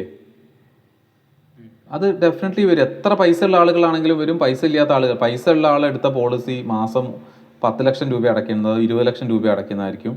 പൈസ ഇല്ലാത്ത ആളെടുക്കുന്ന പോളിസി വർഷം 1 ലക്ഷം രൂപയോ അല്ലെ 50,000 രൂപ അടയ്ക്കുന്നതായിരിക്കും. അപ്പം പൈസ ഇല്ലാത്ത ഒരാളിന് 50,000-ന്റെ ബുദ്ധിമുട്ട് വരും, പൈസ ഉള്ള ഒരാളിന് 10 ലക്ഷത്തിൻ്റെ 1 കോടിയുടെ ബുദ്ധിമുട്ടായിരിക്കും വരിക. അപ്പോൾ രണ്ടുപേരും പോളിസി ലാപ്സാവും, കമ്പനി ആ പൈസ എടുക്കുന്ന രീതിയിലുള്ള ഒരു സിസ്റ്റമാണ് ശരിക്കും മാർക്കറ്റിലുള്ളത്. ജസ്റ്റ് അത് ശരിക്കും നല്ലൊരു തെഫ്റ്റാണ്, ഓർഗനൈസ്ഡ് ആയിട്ടുള്ളൊരു തെഫ്റ്റാണ് ശരിക്കും നടക്കുന്നത്.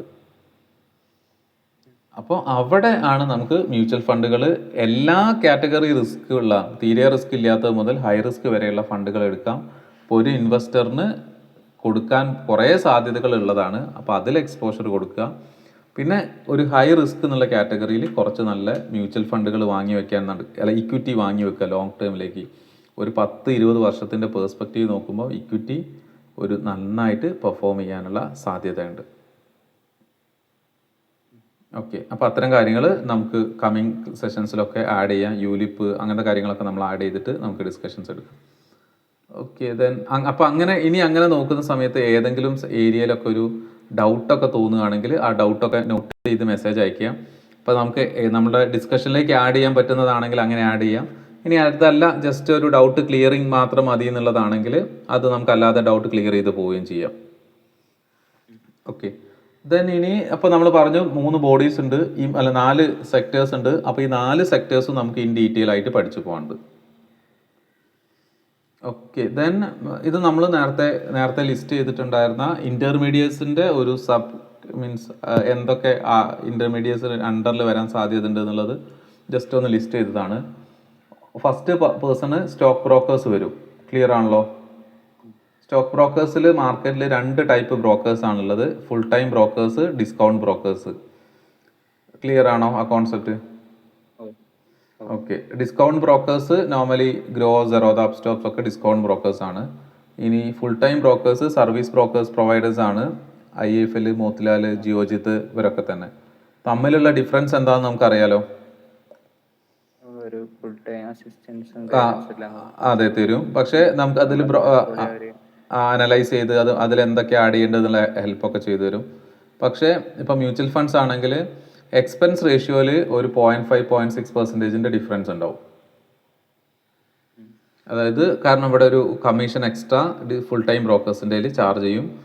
ഇനി അത് നമ്മൾ ഗ്രോയിലും അപ്സ്റ്റോപ്സിലാണെങ്കിൽ അതിലൊരു കുറവുണ്ടാവും. ഓക്കെ. പിന്നെ നെക്സ്റ്റ് വണ് ഡെപ്പോസിറ്ററി പാർട്ടിസിപ്പൻസ്. കാരണം നമുക്ക് നമ്മുടെ ഡോക്യുമെന്റ്സ് ഒക്കെ ഇലക്ട്രോണിക് ഫോമിൽ സ്റ്റോർ ചെയ്യാനും അത് കീപ്പ് ചെയ്യാൻ ഹെൽപ്പ് ചെയ്യുന്ന ഏജൻസ് ആണ് ഡെപ്പോസിറ്ററി പാർട്ടിസിപ്പൻസ്. നമുക്ക് 2 ഓർഗനൈസേഷൻസ് ഉണ്ട്. ഒന്ന് NSDL ആണ്, രണ്ടാമത് CDSL ആണ്. 2 കമ്പനീസ് NSDLും CDSLും മാർക്കറ്റിൽ ലിസ്റ്റഡ് ആണ്.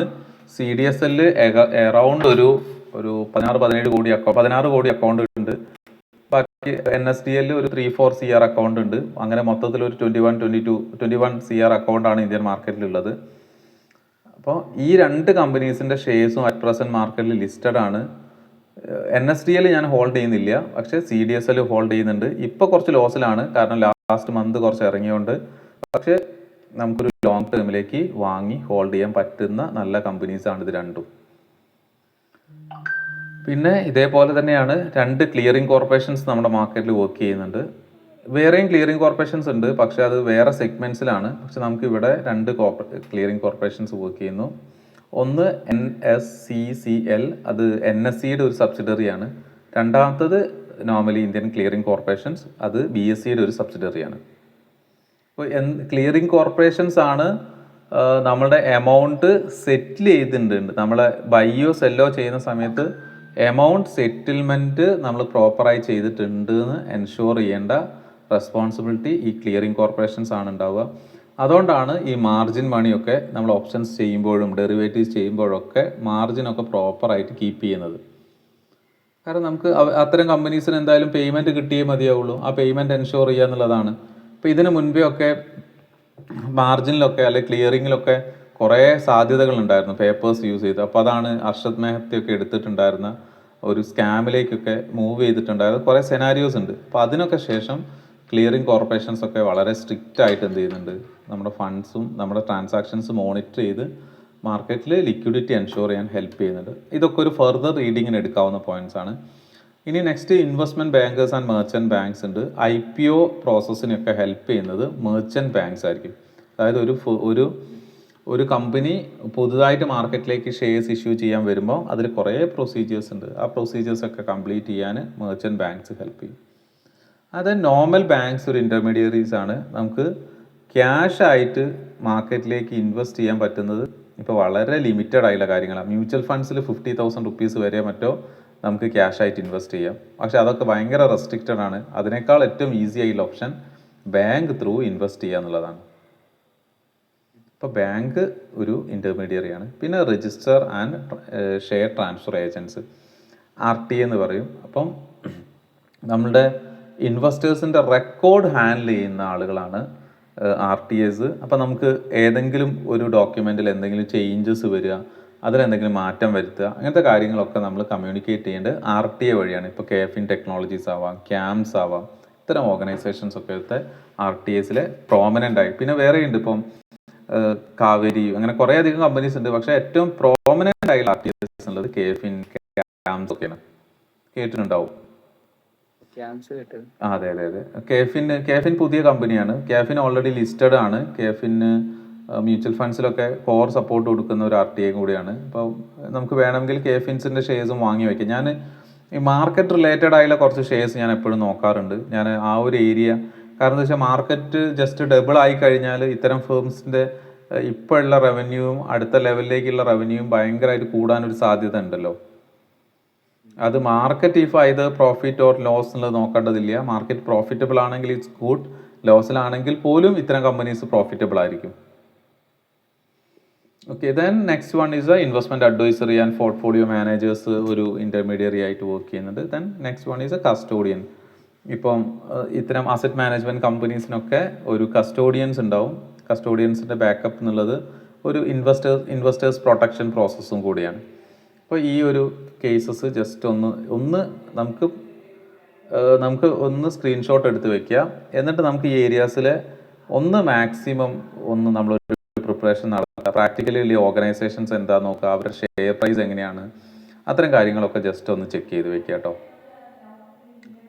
ഓക്കെ, ദെൻ നെക്സ്റ്റ് ഒരു ടേം ഡെഫൈൻ ചെയ്യാനാണ് ഉള്ളത്. അത് ജസ്റ്റ് ഷെയർ ഈ ഒരു ഏരിയാസ് ജസ്റ്റ് ഒന്ന് നോക്കി വയ്ക്കുക കാരണം ഈ ഒരു ചാപ്റ്റർ സ്റ്റാർട്ട് ചെയ്യുന്നത് ഷെയർസിനെ ഡെഫൈൻ ചെയ്തിട്ടാണ്. അപ്പോൾ ഷെയർസിനെ ഡെഫൈൻ ചെയ്യുമ്പോൾ അല്ലെ ഷെയർസിൽ എന്തൊക്കെ ഒരു സ്ക്രിപ്റ്റ് അല്ലെങ്കിൽ ഒരു സെക്യൂരിറ്റീസ് എന്നുള്ള ടേമിൽ ഏതൊക്കെ ഫാക്ടേഴ്സ് ഇൻക്ലൂഡഡ് ആണെന്നുള്ളതാണ്. ജസ്റ്റ് ഓർത്ത് വെച്ചാൽ മതി, കാണാതെ പഠിക്കാനൊന്നും ഉണ്ടാവില്ല. പക്ഷേ ഇത് റിലേറ്റ് ചെയ്ത ക്വസ്റ്റ്യൻസ് എപ്പോഴും ചോദിക്കാറുണ്ട്. ഒന്നുമില്ലെങ്കിൽ ആക്ട് ഏതാണ്, സെക്യൂരിറ്റി കോൺട്രാക്ട് റെഗുലേഷൻ ആക്ട് 56 ആണ് ഡിഫൈൻ ചെയ്യുന്നത് ഓർത്ത് വയ്ക്കാം. സെക്യൂരിറ്റി കോൺട്രാക്ട് ആക്ട് 56 ആണ് ഡിഫൈൻ ചെയ്യുന്നതെന്ന് ഓർത്ത് വയ്ക്കുക. പിന്നെ സെക്യൂരിറ്റീസിൽ ഇൻക്ലൂഡ് ചെയ്യുന്നത് normally shares, scripts, bonds, stocks, debentures, ഇങ്ങനെയുള്ള എല്ലാ മാർക്കറ്റ് ഇൻസ്ട്രുമെൻസും എന്താണ് ഇൻക്ലൂഡഡ് ആണ്. പിന്നെ നോർമലി ഡെറിവേറ്റീവ്സ് സെക്യൂരിറ്റീസിൽ ഇൻക്ലൂഡഡ് ആണ്. പിന്നെ mutual funds, unit or any other instrument issued by collective investment schemes, അതായത് മ്യൂച്വൽ ഫണ്ട്സ് ആവാം, PMS ആവാം, AIFകളാവാം, ഇതൊക്കെ തന്നെ എന്താണ് സെക്യൂരിറ്റീസ് ആണ്. കളക്റ്റീവ് ഇൻവെസ്റ്റ്മെൻറ്റ്സ് ഉദ്ദേശിക്കുന്നത് അതാണ്. പിന്നെ സെക്യൂരിറ്റി റെസീപ്റ്റ്സ് ഉണ്ട്, സെക്യൂരിറ്റീസ് റെസീപ്റ്റ്സ് ഇൻക്ലൂഡഡ് ആണ്. പിന്നെ അതേപോലെ അപ്പം നമ്മളൊരു മേജർ ഇൻസ്ട്രുമെൻറ്റ്സ് ഉള്ള രീതിയിൽ നമ്മൾ കൺസിഡർ ചെയ്യേണ്ടത് നമ്മൾ നേരത്തെ പറഞ്ഞിട്ടുണ്ടായിരുന്ന ഷെയർസ്, കളക്റ്റീവ് ഇൻവെസ്റ്റ്മെൻറ്റ്സ്, ഇത് തന്നെയാണ് നെക്സ്റ്റും അതിൻ്റെ ഒരു എക്സ്പ്ലനേഷനാണ്. ആ മ്യൂച്വൽ ഫണ്ട്സിൻ്റെ ഒരു എക്സ്പ്ലനേഷനാണ് നെക്സ്റ്റ് പോയിൻ്റായി തന്നിട്ടുള്ളത്. Unit or any such instrument issued to the investors under any mutual fund schemes. അപ്പോൾ നോർമലി മ്യൂച്വൽ ഫണ്ട്സ് ഒരു സെക്യൂരിറ്റീസ് ആയിട്ട് നമ്മൾ കൺസിഡർ ചെയ്യണം. പിന്നെ അതേപോലെ warrant, share warrant, any certificate, share certificates, ഇതൊക്കെ തന്നെ എന്താണ് ഇവിടെ ഇൻവെസ്റ്റ്മെൻറ്റ്സ് നമ്മൾ എന്തായിട്ട് കൺസിഡർ സെക്യൂരിറ്റീസ് ആയിട്ട് കൺസിഡർ ചെയ്യണം. In simply shares, stocks, scripts, bonds, debentures, പിന്നെ എനി ടൈപ്പ് ഓഫ് ഡിബഞ്ചേഴ്സ്, പിന്നെ any marketable securities, derivatives, mutual funds, AIF, PMS, ഇങ്ങനെയുള്ള എല്ലാ സാധനത്തെയും നമ്മൾ എന്താണ് സെക്യൂരിറ്റീസ് ആയിട്ടാണ് കൺസിഡർ ചെയ്യേണ്ടത്. ഓക്കെ, അപ്പോൾ ആ ജസ്റ്റ് ഒരു അണ്ടർസ്റ്റാൻഡിങ്. ഇനി ഈ സെക്യൂരിറ്റീസിൽ എന്തൊക്കെ പ്രൊഡക്ട്സ് ആണ് ഉള്ളത് എന്നുള്ളതാണ് നമ്മൾ ജസ്റ്റ് താഴെ ഒന്ന് ലിസ്റ്റ് ഔട്ട് ചെയ്യുന്നത്. അതിലെ ഫ്യൂ ഐറ്റംസും കൂടെ ജസ്റ്റ് ഒന്ന് കഴിഞ്ഞിട്ട് നമുക്ക് സ്റ്റോപ്പ് ചെയ്യാം. എന്നിട്ട് ഈ ഏരിയാസിനെ നമ്മൾ മാക്സിമം എന്ത് ചെയ്യുക, ജസ്റ്റ് മാക്സിമം ഈ ഏരിയാസിനെ റിസർച്ച് ചെയ്ത് മാക്സിമം നമുക്ക് ഈ പോയിന്റ്സിനെയൊക്കെ എൻലാർജ് ചെയ്യാൻ ശ്രമിക്കുക, മാക്സിമം റീഡ് ചെയ്ത് വെക്കുക. അപ്പോൾ അതിൽ ദ ഫസ്റ്റ് ആൻഡ് ഇമ്പോർട്ടൻറ്റ് ടേമാണ് ഇക്വിറ്റി ഷെയർസ്. അതിൽ നമ്മൾ കൺഫ്യൂഷൻസ് ഇല്ലല്ലോ. ഓണർഷിപ്പ് പർച്ചേസ് ചെയ്യുക എന്നുള്ളതാണ്, അല്ലെങ്കിൽ ഓണർഷിപ്സ് ആണ് ഇക്വിറ്റി ഷെയർസ്. ഡൗട്ട് ഇല്ലല്ലോ. ഓക്കെ, അപ്പോൾ അതിൽ നമ്മളൊരു ഫർദർ എക്സ്പ്ലനേഷൻ ഒന്നും പോകുന്നില്ല, നമുക്കതിനി പ്രാക്ടിക്കലി നോക്കാനുള്ളതാണ്. പിന്നെ ഡിബഞ്ചേഴ്സ്, ബോണ്ട്, ഈ ഡെപ്റ്റ് ഇൻസ്ട്രുമെൻറ്റ്സ് ആണ് നെക്സ്റ്റ് കാറ്റഗറി. ക്ലിയർ ആണല്ലോ.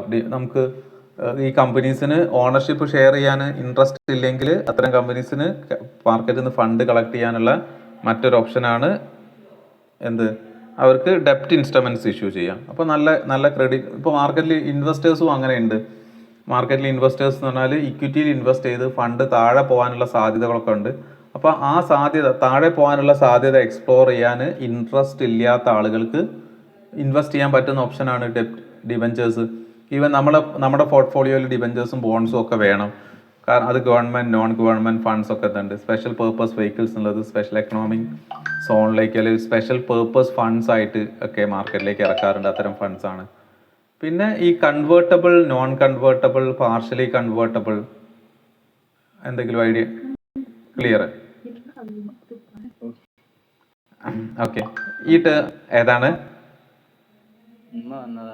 ഓക്കെ ഓക്കെ, ശരി ശരി. ഓക്കെ. അപ്പോൾ നെക്സ്റ്റ് ഒരു ടേം എന്നുള്ളത് fully convertible, non convertible, partially convertible. നമുക്കറിയാലോ അത്. ഇപ്പോൾ ഡിബഞ്ചേഴ്സ് ഒരു പീരീഡ് ഓഫ് ടൈം കഴിഞ്ഞാൽ അത് ഡിബഞ്ചേഴ്സും ഈ എല്ലാ ഫിക്സഡ് ഇൻകം ഇൻസ്ട്രുമെന്റ്സും ഒരു ടൈം കഴിഞ്ഞാൽ മാർക്കറ്റിൽ നിന്ന് തിരിച്ച് എന്ത് ചെയ്യണം? റീപേ ചെയ്യണം, റിഡീമബിൾ ആവണം. അതായത് നോൺ റിഡീമബിൾ ആയിട്ടുള്ള ഫണ്ട്സ് ഇഷ്യൂ ചെയ്യാൻ ഇപ്പോൾ മാർക്കറ്റിൽ റൈറ്റ് ഇല്ല. കാരണം ഒരു സ്പെസിഫിക് 10 years കഴിഞ്ഞാൽ തിരിച്ചു കൊടുക്കണം എന്നുള്ളത് അത് നിർബന്ധമാണ് ഇത്തരം ഡെപ്റ്റ് ഫണ്ടുകളിലെല്ലാം. അപ്പം ആ സമയത്ത് നമുക്ക് കുറച്ച് ഓപ്ഷൻസ് ഉണ്ട്. ഫുള്ളി കൺവേർട്ടബിൾ ആക്കാം, ഡെപ്റ്റിനെ കംപ്ലീറ്റ്ലി ഇക്വിറ്റി ആക്കി മാറ്റാൻ പറ്റുന്ന ഒരു ഓപ്ഷൻ കിട്ടും. പിന്നെ നോൺ കൺവേർട്ടബിൾ ആക്കാം. നോൺ കൺവേർട്ടബിൾ എന്ന് പറഞ്ഞാൽ കൺവേർട്ട് ചെയ്യാനുള്ള റൈറ്റ് ഇല്ല. ആ എൻഡ് ഓഫ് ദ ഡേയിൽ നമുക്ക് ക്യാഷ് തിരിച്ചു തരിക ചെയ്യാം. ഇനി മൂന്നാമത്തെ option convertible means partially converted ആവാം. 50% ഇക്വിറ്റി ആയി മാറും, 50% നമുക്ക് ക്യാഷ് തരാമെന്ന് പറയും. അപ്പോൾ അങ്ങനെയുള്ള പല ഓപ്ഷൻസ് മാർക്കറ്റിലുണ്ട്. അത് ജസ്റ്റ് ഒന്ന് മെൻഷൻ ചെയ്തു എന്നുള്ളൂ. Fully convertible, non convertible, partially convertible. ഇനി അതേപോലെ തന്നെ നെക്സ്റ്റ് ഒരു ഇൻസ്ട്രുമെന്റ്സ് ആണ് നമുക്ക് ഫോറിൻ കറൻസി ബോണ്ടുകൾ വാങ്ങിക്കാം. ഫോറിൻ കറൻസി ബോണ്ടുകൾ എന്തായിരിക്കും അപ്പം? അതെ. ഇപ്പം നോർമലി നമ്മളുടെ കറൻസിക്ക് അപ്പുറം നമുക്ക് എന്ത് ചെയ്യാം? മറ്റ് കറൻസീസിൽ ഇൻവെസ്റ്റ് ചെയ്യാനുള്ള കാരണം നമുക്ക് US കറൻസീസിൽ ഇൻവെസ്റ്റ് ചെയ്യാൻ, അല്ലെ കറൻസീസിൽ ഇൻവെസ്റ്റ് ചെയ്യുന്ന ബോണ്ടുകൾ നമുക്ക് എന്ത് ചെയ്യാം? മേടിച്ചു വെക്കാൻ പറ്റും. അപ്പോൾ അത് നമ്മുടെ മാർക്കറ്റിൽ അവൈലബിൾ ആണ്. ഇതേപോലെ തന്നെ the foreign currency bonds are the bond issued by the company in a currency that is different from the currency of its own country. ഇപ്പോൾ നമ്മളെ കറൻസീസിലായിരിക്കില്ല അത് വർക്ക് ചെയ്യുക, ഡോളറിലായിരിക്കും വർക്ക് ചെയ്യുക, അല്ലെങ്കിൽ നമ്മൾ മറ്റ് വേറെ ഏതെങ്കിലും ഒരു കൺട്രിയിലെ കറൻസീസിലായിരിക്കും നമ്മളത് പർച്ചേസ് ചെയ്യുക, ബോണ്ട്സ് ആയിരിക്കും നമ്മൾ പർച്ചേസ് ചെയ്യുക. ഇനി അത്തരം ബോണ്ട്സ് കൊണ്ട് നമുക്ക് എന്താണ് അഡ്വാൻറ്റേജ് എന്ന് ചോദിച്ചാൽ, നമുക്ക് ഇന്ത്യൻ കറൻസീസ് ഡിപ്രീസിയേഷൻ നടക്കുന്നുണ്ട്. ഇന്ത്യൻ കറൻസീസിന് അത് അതുകൊണ്ട് ബുദ്ധിമുട്ടുള്ളതെന്ന് ചോദിച്ചാൽ, നമ്മൾ പുറത്ത് വർക്ക് ചെയ്യുന്ന ആളുകൾ ഇന്ത്യയിലേക്ക് ഇൻവെസ്റ്റ് ചെയ്യുമ്പോൾ അവരുടെ ഒരു കൺസേൺ ആണ് നമ്മളുടെ കറൻസി ഡിപ്രിസിയേഷൻ. കാരണം ഇന്ത്യയിൽ ഇൻവെസ്റ്റ് ചെയ്ത് പൈസ തിരിച്ച് അവരുടെ നാട്ടിലേക്ക് അവർ 1 year കഴിഞ്ഞ് എടുക്കുമ്പോൾ ഒരു 3% നമ്മളുടെ കറൻസി ഡിപ്രിസിയേഷൻ കാരണം അവർക്ക് നഷ്ടം ഉണ്ടാവും. അപ്പോൾ അത്തരം സാധ്യതകളൊക്കെ നമുക്ക് ഒഴിവാക്കി ഡെപ്റ്റ് ഫണ്ടിൽ ഇൻവെസ്റ്റ് ചെയ്യണമെങ്കിൽ USD ബോണ്ടുകളൊക്കെ അവർക്ക് കൺസിഡർ ചെയ്യാം. ഓക്കെ. ഇനി അതേപോലെ തന്നെ നെക്സ്റ്റ് ഒരു സാധനമാണ് external bond or masala bond. കേട്ടിട്ടുണ്ടായിരുന്നോ? ഓക്കെ. നമ്മുടെ കേരള ഗവൺമെന്റ് ലണ്ടൻ എക്സ്ചേഞ്ചിൽ ഒരു മസാല ബോണ്ട് ഇറക്കിയിട്ടുണ്ട്. അത് ഇവിടെ ഭയങ്കര കോൺട്രവേഴ്സി ആയിട്ടുള്ള ഒരു ഇഷ്യൂ ആയിരുന്നു. അതെനിക്ക് തോന്നുന്നു ആ സമയത്ത് നമ്മുടെ ഫിനാൻസ് മിനിസ്റ്റർ തോമസ് ഐസക് ആയിരുന്നു എന്നാണ് തോന്നുന്നത്. അതായത് കിഫ്ബിക്ക് ഫണ്ട് കളക്ട് ചെയ്യാൻ വേണ്ടിയിട്ട് ലണ്ടൻ എക്സ്ചേഞ്ചിൽ നമ്മളൊരു മസാല ബോണ്ട് എന്ത് ചെയ്തിട്ടുണ്ടായിരുന്നു? ഇറക്കി. അവിടുത്തെ NRIs ഒക്കെ അത് പർച്ചേസ് ചെയ്യുകയും ചെയ്തിട്ടുണ്ടായിരുന്നു. അപ്പോൾ അതുകൊണ്ട് ഉദ്ദേശിക്കുന്നത് ഇതാണ്, നമ്മുടെ കറൻസിയിലായിരിക്കും, പക്ഷേ അതായത് external bonds R referred as A euro bonds. It's bond issued in the currency that is different from the currency of the country. അപ്പോൾ നമ്മൾ ലണ്ടനിൽ ഇറക്കുന്ന ബോണ്ട് നമ്മുടെ കറൻസിയിലായിരിക്കും ഇറക്കുക. അതായത് നമ്മുടെ കൺട്രിയുടെ കറൻസിയിൽ നമ്മൾ ലണ്ടൻ എക്സ്ചേഞ്ചിലായിരിക്കും ലിസ്റ്റ് ചെയ്യുക. അപ്പോൾ നോർമലി അത് അവിടുത്തെ മലയാളികൾക്കും അവിടുത്തെ ഇന്ത്യൻസിനൊക്കെ ഇൻവെസ്റ്റ് ചെയ്യാൻ വേണ്ടിയിട്ടാണ് ശരിക്കും അങ്ങനെ ചെയ്യുന്നത്. കാരണം നമ്മുടെ കൺട്രിയിലേക്കാണല്ലോ അവർ ഇൻവെസ്റ്റ് ചെയ്യുന്നത്. പക്ഷേ അത് ലിസ്റ്റ് ചെയ്യുന്നത് ഫോറിൻ എക്സ്ചേഞ്ചസിലായിരിക്കും. അപ്പം അതിൽ ഏറ്റവും പ്രധാനം ഇപ്പം ലാസ്റ്റ് 2014 അത് നടന്നിട്ടുണ്ടായിരുന്നത്. ലണ്ടൻ എക്സ്ചേഞ്ചിൽ നമ്മൾ എന്ത് ചെയ്തിട്ടുണ്ട്? ഒരു കിഫ്ബിയുടെ ഒരു ബോണ്ട് ഇഷ്യൂ ചെയ്തിട്ട് നമ്മൾ കൺസ്ട്രക്ഷൻ പ്രോജക്റ്റിനൊക്കെ വേണ്ടിയിട്ടുള്ള ഫണ്ട് കളക്ട് ചെയ്തിട്ടുണ്ട്. അപ്പം ഏതെങ്കിലും ഒരു കൺട്രി മറ്റൊരു സ്ഥലത്തുള്ളൊരു എക്സ്ചേഞ്ചിൽ ആ എക്സ്ചേഞ്ചിലെ കറൻസീസിന് ഡിഫറെൻ്റ് ആയുള്ള കറൻസീസിൽ ബോണ്ട്സ് ഇഷ്യൂ ചെയ്യുകയാണെങ്കിൽ that kind of bonds are known as the external or masala bonds. Okay. ഈ ശരിക്കും ഇതൊന്നും നമ്മുടെ ഒരു ജനറൽ കേസസിൽ നമുക്ക് ട്രാൻസാക്ഷൻസിലേക്ക് വരുന്നില്ല. പക്ഷേ നമുക്ക് ഇക്വിറ്റി, മ്യൂച്വൽ ഫണ്ട്സ് ഒക്കെയാണ് വരുന്നത്. എന്നാൽ പോലും നമ്മൾ ഇത്തരം ഇൻസ്ട്രുമെൻസിനെ കുറിച്ചിട്ട് ഒരു ബേസിക് അണ്ടർസ്റ്റാൻഡിങ് ഉണ്ടാക്കി വെക്കുക എന്നുള്ളതാണ്.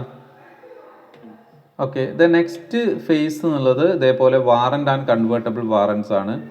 ഇപ്പോൾ വാറൻസ് കൊണ്ട് ഉദ്ദേശിക്കുന്നത് സെർട്ടൈൻ ഒരു സ്പെസിഫിക് പീരീഡ് കഴിഞ്ഞ് നമ്മൾ പ്രീ പർച്ചേസ് ചെയ്യാം, അല്ലെ ഒരു സ്പെസിഫിക് പ്രൈസ് ഡിറ്റർമിൻ ചെയ്ത് നമ്മൾ പർച്ചേസ് ചെയ്യാൻ എഗ്രി ചെയ്ത സെർട്ടൈൻ ഡോക്യുമെന്റ്സ് ആണ്. ഓക്കെ. നമ്മൾ ഒരു ഓപ്ഷൻസ് ഡെറിവേറ്റീവ്സ് പോലെയുള്ള ഒരു കോൺട്രാക്റ്റ് ആണ് ഇൻ സിംപ്ലി. അപ്പം അങ്ങനെ നമുക്ക് എന്ത് ചെയ്യാം, അങ്ങനെ ഷെയർ വാറൻസ് മാർക്കറ്റിലുണ്ട്. പിന്നെ അതേപോലെ നെക്സ്റ്റ് ഏറ്റവും ഇമ്പോർട്ടൻ്റ് ആയിട്ടുള്ള ഒരു ഏരിയാസ് ആണ് ഇൻഡീസസ് ഓർ ഇൻഡെക്സ്.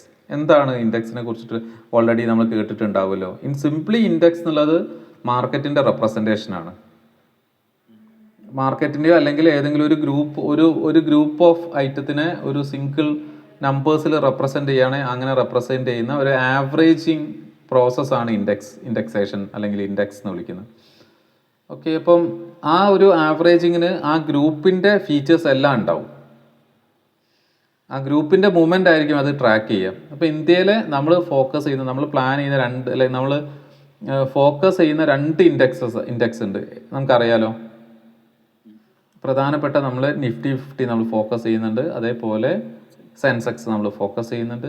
പിന്നെ നിഫ്റ്റി 50ലാണ് Nifty 50, Nifty next 50, Nifty 100, Nifty 500, Nifty 150, Nifty small cap 250. അങ്ങനെ കുറേ അധികം ഇൻഡെക്സുകൾ നമുക്ക് മാർക്കറ്റിലുണ്ട്. ആ ഇൻഡെക്സുകളൊക്കെ നമുക്ക് ചെക്ക് ചെയ്ത് നോക്കണം. പിന്നെ അതേപോലെ സെക്ടോറിയൽ ഇൻഡെക്സുകളും മാർക്കറ്റിൽ വർക്ക് ചെയ്യുന്നുണ്ട്. അത് നമുക്കറിയാലോ. ഇൻഡെക്സ് എന്താണ്, ഇൻഡെക്സിൻ്റെ കൺസ്ട്രക്ഷൻ ഒന്നും നമുക്ക് അങ്ങനെ ഡീപ്പായിട്ട് വരുന്നില്ല. പക്ഷേ ഇൻ സിംപ്ലി ഏതൊക്കെ ഇൻഡെക്സുകൾ ഉണ്ട്, ഇൻഡെക്സിൻ്റെ അണ്ടറിൽ നമ്മൾ ജസ്റ്റ് ഒന്ന് എന്താ ചെയ്യുക, നമ്മളുടെ മാർക്കറ്റിലെ നിഫ്റ്റി 50, നെക്സ്റ്റ് 50, അതേപോലെ ഒരു 500 വരെയുള്ള ഇൻഡെക്സുകൾ ജസ്റ്റ് ഒന്ന് ഡൗൺലോഡ് ചെയ്യുക. NSEയിൽ പോയാൽ മതി. എന്നിട്ട് ഏതൊക്കെ ഷെയർസ് ആണ് ഓരോ ഇൻഡെക്സിലുള്ളത് എന്നുള്ളത് ഒന്ന് സെപ്പറേറ്റ് നോക്കി വെച്ചേക്കണേ. അത് നമുക്ക് ജസ്റ്റ് NSEയിൽ അത് ഡൗൺലോഡ് ചെയ്യാൻ അറിയില്ലേ, കണ്ടിട്ടുണ്ടല്ലോ ഇല്ലേ? NSEയിൽ ജസ്റ്റ് പോവാം. NSEയിൽ പോയി കഴിഞ്ഞാൽ NSEയിൽ മാർക്കറ്റ് ഡാറ്റ ഉണ്ടാവും. ആ മാർക്കറ്റ് ഡാറ്റ എടുത്തു കഴിഞ്ഞാൽ ഇൻഡെക്സസ് നമുക്ക് കാണാൻ പറ്റും. NSE കാരണം നമ്മൾ ഏറ്റവും നന്നായിട്ട് പഠിക്കേണ്ട, നമ്മൾ നന്നായി നോക്കേണ്ട ഒരു വെബ്സൈറ്റാണ് ഈ NSEയുടെ വെബ്സൈറ്റ്. നമുക്ക് ആവശ്യമുള്ള കുറേ അധികം ഇൻഫർമേഷൻസ് നമുക്ക് ഇവിടുന്ന് കിട്ടാനുണ്ട്. ഇപ്പോൾ ജസ്റ്റ് NSE പോവാം, മാർക്കറ്റ് ഡാറ്റാസ് പോവാം. മാർക്കറ്റ് ഡാറ്റയിൽ ഇതേപോലെ തന്നെ ഈ ഇൻഡെക്സസ് എന്നുള്ള ഡീറ്റെയിൽ ഉണ്ട്. ഇൻഡസീസ് എടുക്കുക. അപ്പോൾ ഇവിടെ നമുക്ക് എല്ലാ ഇപ്പോൾ മാർക്കറ്റിൽ ലിസ്റ്റ് ചെയ്തിട്ടുള്ള ഇൻഡെക്സ് ഇവിടെ തന്നിട്ടുണ്ട്. ഓക്കെ. അപ്പോൾ ഈ ഇൻഡെക്സുകൾ ജസ്റ്റ് എന്ത് ചെയ്യാം, നമ്മളൊന്ന് ചെക്ക് ചെയ്യുക. അപ്പോൾ ഇതിൽ ഓരോ ഇൻഡെക്സ്, ഇപ്പോൾ നിഫ്റ്റി 50 എടുക്കുക. അപ്പോൾ നിഫ്റ്റി 50ൽ ഇതേപോലെ എക്സൽ ലിസ്റ്റ് ചെയ്യും. ഈ എക്സൽ വേണേൽ നമുക്ക് ഡൗൺലോഡ് ചെയ്തെടുക്കാം. അപ്പോൾ ഇതിൽ ഏതൊക്കെ കമ്പനീസാണ് അറ്റ് പ്രസ് ഉള്ളതെന്ന് നമുക്ക് നോക്കാൻ പറ്റും. ഈ ഇൻഡെക്സിൻ്റെ കുറേയധികം ഇൻഫർമേഷൻസ് ഇവിടെ ഉണ്ട്. കാരണം ഇപ്പോൾ എറ്റേണൽ എടുക്കുന്ന സമയത്ത് എറ്റേണലിൻ്റെ കറൻറ്റ് പ്രൈസ് എന്താണ്, അങ്ങനത്തെ ഡീറ്റെയിൽസ്, ഇന്ന് അപ്സൈഡ് ആണോ, ഇന്ന് അപ്സൈഡ് ആണ്. പിന്നെ അതിൻ്റെ ഒരു 30 ഡേയ്സ് എന്താ, 30 ഡേയ്സിൽ 10% ഡൗൺ സൈഡ് ആണുള്ളത്. അപ്പം അങ്ങനെ ഒരു 1 ഇയർ ചേഞ്ച് എന്താണ്, കുറേ ഇൻഫർമേഷൻസ് ഉണ്ട്. അപ്പോൾ ഈ ഇൻഫർമേഷൻസ് ഒക്കെ ഈ ഒരു ടേബിൾ തന്നെ നമുക്ക് കുറേ മീനിങ് തരും. ഇപ്പോൾ ഇതിൽ തന്നെ നമ്മൾ നോക്കുന്ന സമയത്ത് HDFC ബാങ്ക് ഒരു 10% ഡൗൺ ആണ്. ഇൻഫോസിസ് 30 ഡേയ്സിൽ ഒരു 6% ഡൗൺ ആണ്. L&T ഈ ഒരു വാറിൻ്റെ സമയത്ത് L&T ആണ് നല്ല കമ്പനീസിൽ നന്നായിട്ട് താഴെ പോയൊരു ഫേം L&T ആണ്. L&T അറൗണ്ട് 17% താഴെയാണുള്ളത് ലാസ്റ്റ് 30 ഡേയ്സിൽ. അതിന് റീസൺ എന്നുള്ളത് അവർക്ക് ഈ UAE ഈ ഒരു ഗൾഫ് കൺട്രീസുമായുള്ള കൺസ്ട്രക്ഷൻ, മറ്റ് ഓയിൽ ഞാൻ നോക്കിയിട്ടുണ്ടായിരുന്നു അത്. അപ്പോൾ അതെ. അപ്പോൾ അവർക്ക് നോർമലി ഈ ഒരു ഗൾഫ് റീജിയൻസുമായിട്ടുള്ള അവരുടെ ബിസിനസ് ആണ് മെയിൻ ആയിട്ടുള്ള റീസൺ. പിന്നെ അതേപോലെ താഴെ വന്നിട്ടുള്ളതാണ് ബജാജ് ഫിനാൻസ് ഒക്കെ നല്ല മൊമെൻ്റം ഉള്ളൊരു ഷെയർ ആയിരുന്നു. ഇപ്പോൾ അതില്ല. പിന്നെ നോർമലി താഴെ പോകുന്ന ഇൻഡിഗോ എന്തായാലും താഴെ പോകുന്ന നമുക്കറിയാം, കാരണം ഫ്ലൈറ്റ്. പിന്നെ ഇതേപോലെ ടൂറിസം അങ്ങനത്തെ സെക്ടേഴ്സ് എല്ലാം നമുക്ക് ഒരു നല്ല ഡിപ്പിൽ കിട്ടും. പിന്നെ അതേപോലെ ഭാരതി എയർടെൽ ഇന്ത്യയിൽ ഏറ്റവും നന്നായി പെർഫോം ചെയ്യുന്ന കമ്പനീസിലൊന്നാണ്. പക്ഷേ 10% താഴെയാണ് പ്രോഫിറ്റ് ബുക്കിംഗ് നടന്നിട്ടുണ്ട്. ഇങ്ങനെ ഓരോരോ കമ്പനീസ് എടുക്കുക, അത് ജസ്റ്റ് നെക്സ്റ്റ്, അതായത് നമ്മൾ ഈ ഒരു ഇൻട്രഡക്ഷൻ ഫേസ് കഴിഞ്ഞിട്ട് ഈ ലിസ്റ്റൊക്കെ നമ്മൾ എടുത്ത് വേണം. ഈ ലിസ്റ്റ് നിന്നാണല്ലോ നമ്മൾ സോർട്ട് ഔട്ട് ചെയ്യുക, ഓരോ കമ്പനീസിനെ അനലൈസ് ചെയ്ത് തുടങ്ങുക. അവരുടെ PE റേഷ്യോ എങ്ങനെയുണ്ട്, അവരുടെ ബുക്ക് വാല്യൂ എങ്ങനെയുണ്ട്, അങ്ങനെ അവരുടെ ബാലൻസ് ഷീറ്റ്, പ്രോഫിറ്റ്, എബിറ്റ എങ്ങനെയാണ് ഉള്ളത്. അപ്പോൾ അങ്ങനെ ഓരോരോ ഫാക്ടേഴ്സ് വെച്ചിട്ട് നമുക്കിതിൽ ഈ നിഫ്റ്റി 50, നിഫ്റ്റി 100 കമ്പനീസിനെ അനലൈസ് ചെയ്യുക. ആ കമ്പനീസിൻ്റെ മാനേജ്മെൻറ്റ് പെർഫോമൻസ് നമ്മൾ റീഡ് ചെയ്ത് നോക്കണം. അപ്പോൾ നമ്മൾ ഈ നിഫ്റ്റി 50 കമ്പനീസിൻ്റെ ഓരോരോ ഡാറ്റ പോയിന്റ് നമ്മൾ ഇപ്പോഴേ പഠിച്ചു തുടങ്ങുക കേട്ടോ. കാരണം നമുക്കൊരു ഇന്ത്യയിലെ ഒരു 500 കമ്പനീസിനെ കുറിച്ചിട്ട് ഒരു ചെറിയൊരു അണ്ടർസ്റ്റാൻഡിങ് ഉണ്ടാക്കുക എന്നുള്ളതാണ് നമ്മൾ ഇനീഷ്യലി ചെയ്യേണ്ടത്. സ്മോൾ ക്യാപ്പിനെ കുറിച്ചോ മൈക്രോ ക്യാപ്പിനെ കുറിച്ചിട്ടൊക്കെ, സ്മോൾ ക്യാപ്പ് വരെ മൈക്രോ ക്യാപ്പിലേക്കൊക്കെ നമുക്ക് കുറേ സമയം വേണം. എന്നാൽ പോലും ഇന്ത്യയിലെ ഒരു 500 കമ്പനീസിനെ നമ്മൾ പതുക്കെ ഫെമിലിയർ ആവുക.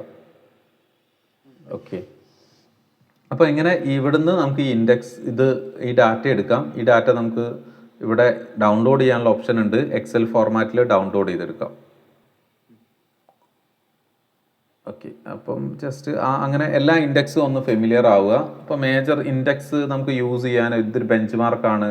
കമ്പയർ ചെയ്യാൻ ഇൻഡെക്സുകൾ നമ്മൾ യൂസ് ചെയ്യുന്നുണ്ട്. പെർഫോമൻസ് മെഷർ ചെയ്യാം. പിന്നെ റിയൽ ടൈം മാർക്കറ്റിൻ്റെ സെൻറ്റിമെൻറ്റ് എന്താ നോക്കാൻ ഹെൽപ്പ് ചെയ്യും. പിന്നെ ഈ ഡെറിവേറ്റീവ്സ് ഒക്കെ ഫോം ചെയ്യുന്നത് ഈ ഇൻഡെക്സ് ബേസ് ചെയ്തിട്ടാണ്. അപ്പോൾ ഇങ്ങനെ ഇൻഡെക്സിന് കുറേയുള്ള ബെനിഫിറ്റ്സ് എന്താ നോക്കി വെക്കുക. ആ ഇൻഡെക്സിൻ്റെ ബെനിഫിറ്റ് ഒക്കെ എപ്പോഴും ഒരു ക്വസ്റ്റ്യൻ ആയിട്ട് എന്ത് ചെയ്യാറുണ്ട്, നമ്മുടെ എക്സാമിൽ വരും കേട്ടോ. ഓക്കെ, പിന്നെ നമുക്ക് നെക്സ്റ്റ് ഓക്കെ, പിന്നെ നോർമൽ മ്യൂച്വൽ ഫണ്ട്സ് എന്താണ്, ETF എന്താണ്, പ്രിഫറൻസ് ഷെയർസ് എന്താണ്, നമ്മളൊരു ചെറിയ പോയിന്റ്സും കൂടെ ജസ്റ്റ് പറഞ്ഞിട്ട് നമ്മൾ സ്റ്റോപ്പ് ചെയ്യാം. ഇതൊക്കെ നമുക്ക് ഇനിയും ഇൻഡെപ്ത് ആയിട്ട് തന്നെ പോകേണ്ടതാണ്. അതിൻ്റെ സെക്കൻഡ് ഫേസ് നമ്മൾ സെക്കൻഡ് സെഷനിൽ നെക്സ്റ്റ് വീക്ക് സ്റ്റാർട്ട് ചെയ്യുന്നിടത്ത് മ്യൂച്വൽ ഫണ്ട്സിൽ എങ്ങനെയാണ് പ്രാക്ടിക്കലി എക്സ്പ്ലോഷർ തരിക എന്നുള്ളതായിരിക്കും പറയാം. ഇപ്പോൾ ഈ മ്യൂച്വൽ ഫണ്ട്സ് എന്താണെന്ന് നമുക്കറിയാലോ, പൂളിംഗ് ഓഫ് ഇൻവെസ്റ്റ്മെൻറ്റ്സ് ആണ്. ETF എന്താണെന്ന് നമുക്കറിയാലോ. ETFകൾ നമ്മൾ ഏതായിരുന്നു വാങ്ങിച്ചിട്ടായിരുന്നത്, ഗോൾഡ് ബീസ് ആയിരുന്നോ? ഗോൾഡ് സിൽവർ ബീസ്. ഓക്കെ, രണ്ടും തമ്മിലുള്ള ഡിഫറൻസ് പറയാൻ പറ്റുമല്ലോ, ഇൻ സിംപ്ലി ഡിഫറൻസ്. ഓക്കെ, കാരണം മ്യൂച്വൽ ഫണ്ട്സ് റിയൽ മാർക്കറ്റ് അവേഴ്സിൽ വാങ്ങാനോ വിൽക്കാനോ പറ്റില്ല. പക്ഷേ ETF അത് പറ്റും അല്ലേ. എക്സ്പെൻസ് റേഷ്യോ കുറവാണ്, എക്സ്പെൻസ് റേഷ്യോ കൂടുതലാണ്. മ്യൂച്വൽ ഫണ്ട്സിൻ്റെ expense ratio it's comparatively high, and then exchange traded ഫണ്ടിൻ്റെ എക്സ്പെൻസ് റേഷ്യോ കമ്പാരിറ്റീവ്ലി ലോ ആണ്. പിന്നെ മ്യൂച്വൽ ഫണ്ട്സിൽ ആക്റ്റീവ് ഫണ്ട്സ് ഉണ്ട്, പക്ഷേ ETF-കളിൽ എല്ലാം എന്താണ്, പാസീവാണ്. കാരണം ഇൻഡെക്സിനെയാണ് നോർമലി അത് ട്രാക്ക് ചെയ്യുക. ഓക്കെ, അതൊക്കെയാണ് ഒരു മേജർ ഡിഫറൻസസ് ഉള്ളത്. അപ്പോൾ നോർമലി അല്പം മാർക്കറ്റ് അണ്ടർസ്റ്റാൻഡിംഗ് ഉള്ള ഒരാളിൽ ETF-കൾ ചൂസ് ചെയ്യുക അല്ലേ. കാരണം എന്താ വെച്ചാൽ അവർക്ക് ഒരു ചെറിയൊരു പൈസയാണല്ലോ. ഇപ്പം IT-യിൽ ഇൻവെസ്റ്റ് ചെയ്യണോ വേണ്ടയോ എന്ന് പലരും ചോദിക്കാറുണ്ട്. എൻ്റെ അഭിപ്രായം IT-യിൽ ഇൻവെസ്റ്റ് ചെയ്യാം, പക്ഷേ ഒരു പർട്ടിക്കുലർ ഷെയറിൽ ഇൻവെസ്റ്റ് ചെയ്യണോ എന്നുള്ളത്, ചെറിയ പൈസയൊന്നാണെങ്കിൽ നമുക്ക് ആവറേജ് ചെയ്യാനൊന്നും പൈസ ഇല്ലെങ്കിൽ ഒരു പർട്ടിക്കുലർ ഷെയർ എടുക്കാതെ നമുക്ക് അവിടെ എന്തായിരിക്കും IT ബീസോ അല്ലെങ്കിൽ അവരുടെ ഒരു ETF എടുക്കുന്നതായിരിക്കും നന്നാവുക.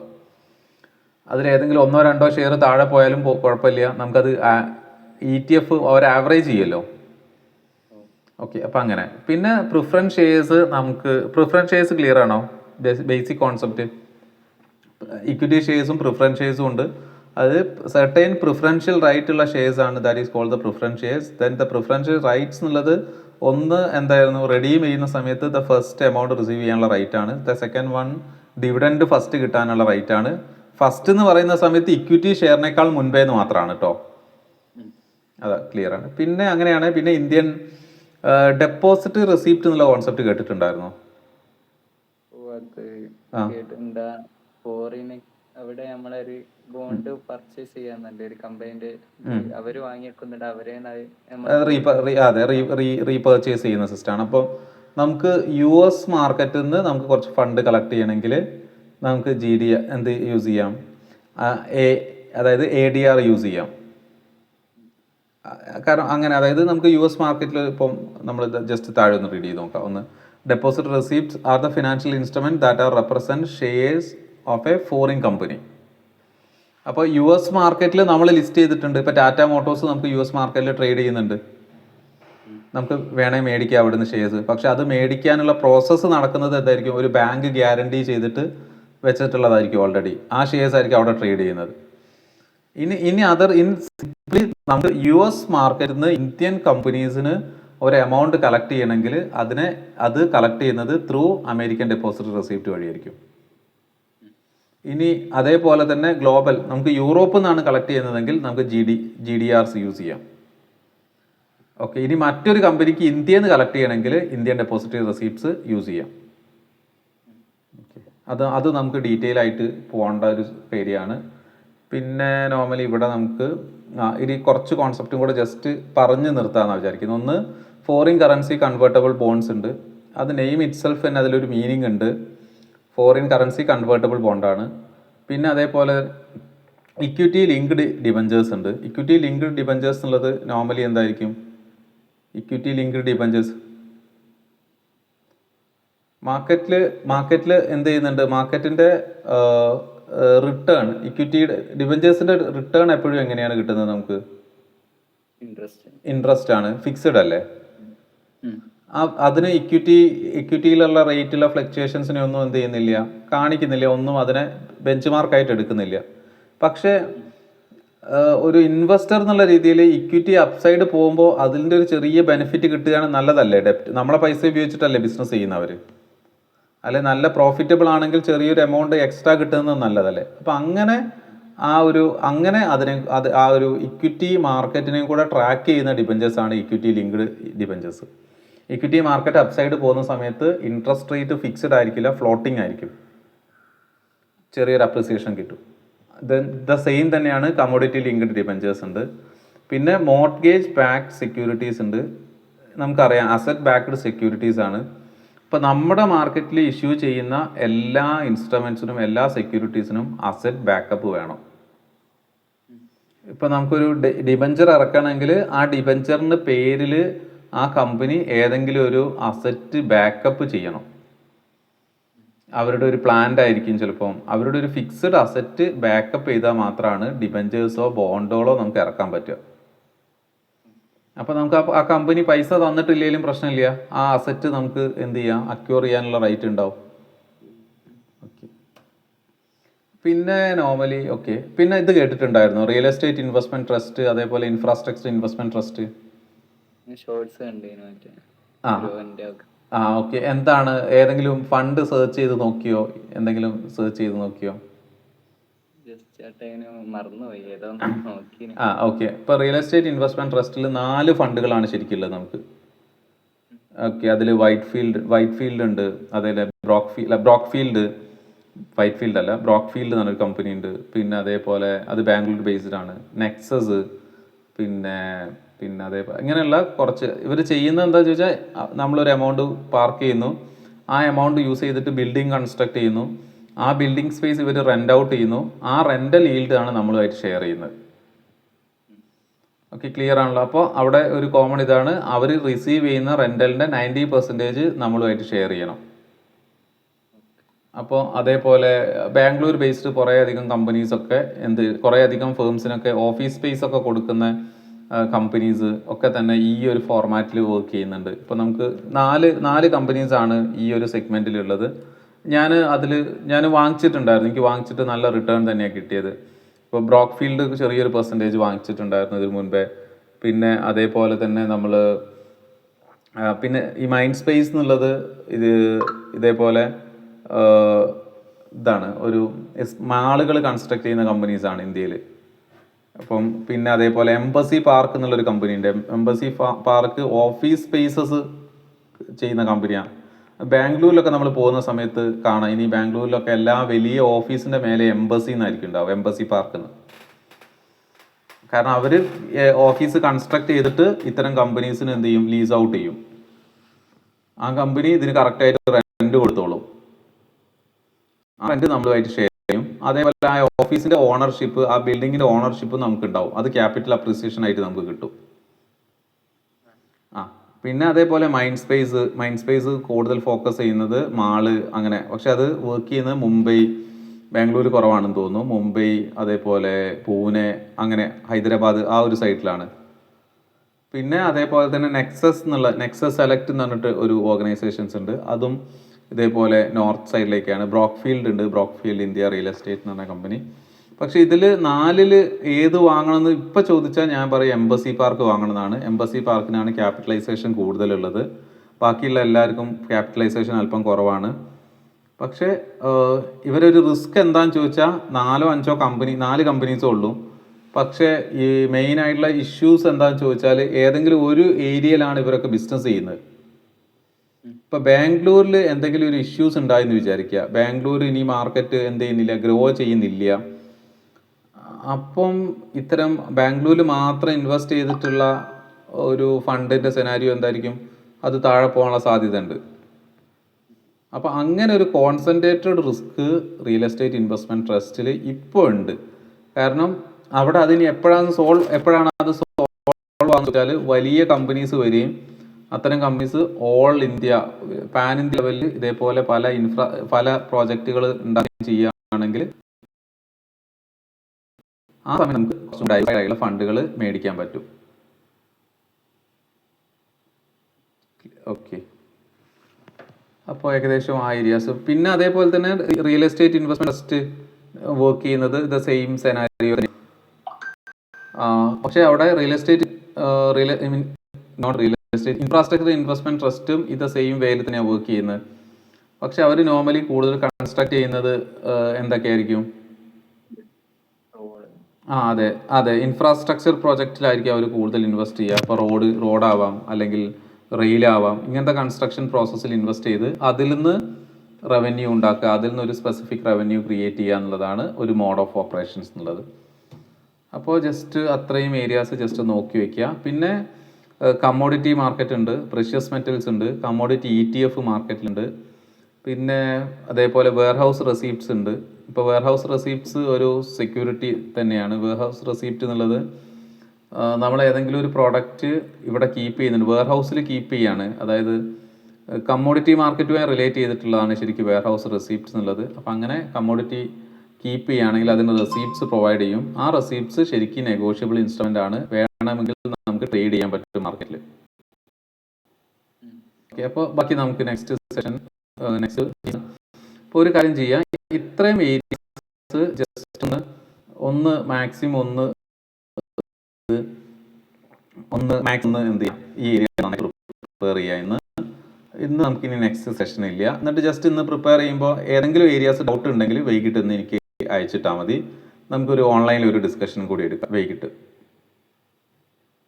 ഓക്കെ, ഇന്ന് വേറെ എന്തെങ്കിലും പുറത്തു പോകുന്ന പരിപാടികൾ ഉണ്ടോ? എന്താണ് ഇന്നത്തെ ഒരു സിറ്റുവേഷൻസ്? ഓക്കെ, എന്നാൽ അത് നടക്കട്ടെ. എന്നാൽ ജസ്റ്റ് നമുക്ക് നെക്സ്റ്റ് മൺഡേ മുതൽ മാക്സിമം, അല്ലാതെ പെരുന്നാൾ കഴിഞ്ഞിട്ടുള്ള സമയം മുതൽ മാക്സിമം നമ്മളൊരു മോർണിംഗ് മുതൽ ഈവനിങ് വരെ അവൈലബിൾ ആവുന്ന രീതിയിൽ ഒന്ന് സ്ട്രക്ചർ ചെയ്യണേ. കാരണം ഏതാണ്? അതെ, കാരണം എന്ന് വെച്ചാൽ അങ്ങനെയാണ്. മോർണിംഗ് സെഷൻ ക്ലാസ് കഴിയുന്നു, ചെറിയൊരു അസൈൻമെന്റ് ചെയ്യുന്നു.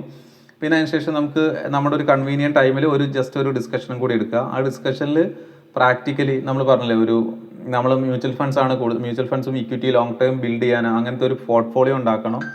നമ്മളുടെ ചുറ്റുപാട് ഒരു 10 അക്കൗണ്ടെങ്കിലും നമുക്ക് ഓൺബോർഡ് ചെയ്യണം. അവർക്ക് നമുക്ക് 1000 രൂപയുടെയെങ്കിലും മ്യൂച്വൽ ഫണ്ടുകൾ നമുക്ക് കൊടുക്കണം. അപ്പോൾ നോർമലി അവരുടെ പോർട്ട്ഫോളിയോ നമ്മളായിരിക്കും നോക്കുന്നത്. അങ്ങനെ നോക്കുമ്പോൾ ഓട്ടോമാറ്റിക്കലി നമുക്ക് കുറേ അധികം അവരുടെ ഡൗട്ട് ക്ലിയർ ചെയ്ത് കൊടുക്കാം. പക്ഷെ അതിനൊക്കെ ഡയറക്ഷൻ ഞാൻ തരാം. ഈവൻ അവർ ചോദിക്കുമ്പോൾ അവർക്കൊരു മീറ്റിംഗ് വേണേ നമ്മൾ 3 പേരുള്ള മീറ്റിംഗ് വെച്ചാൽ മതിയല്ലോ.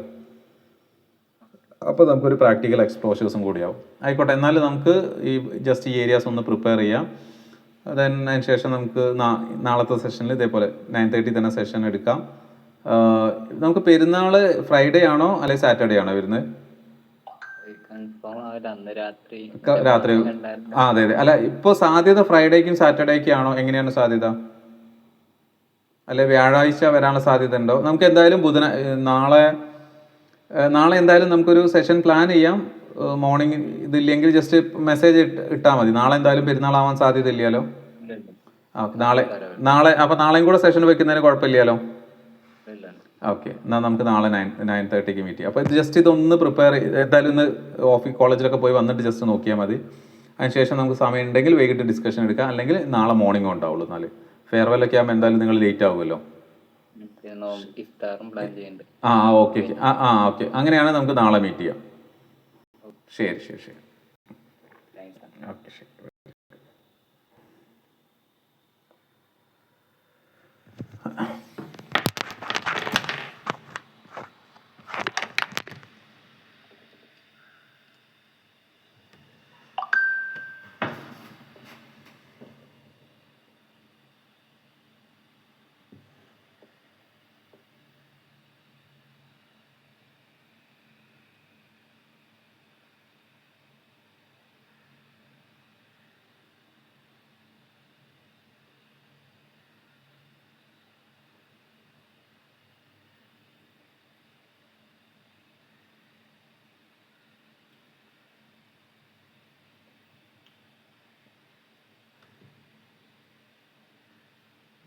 ഓക്കെ ഓക്കെ ഓക്കെ, ആയിക്കോട്ടെ.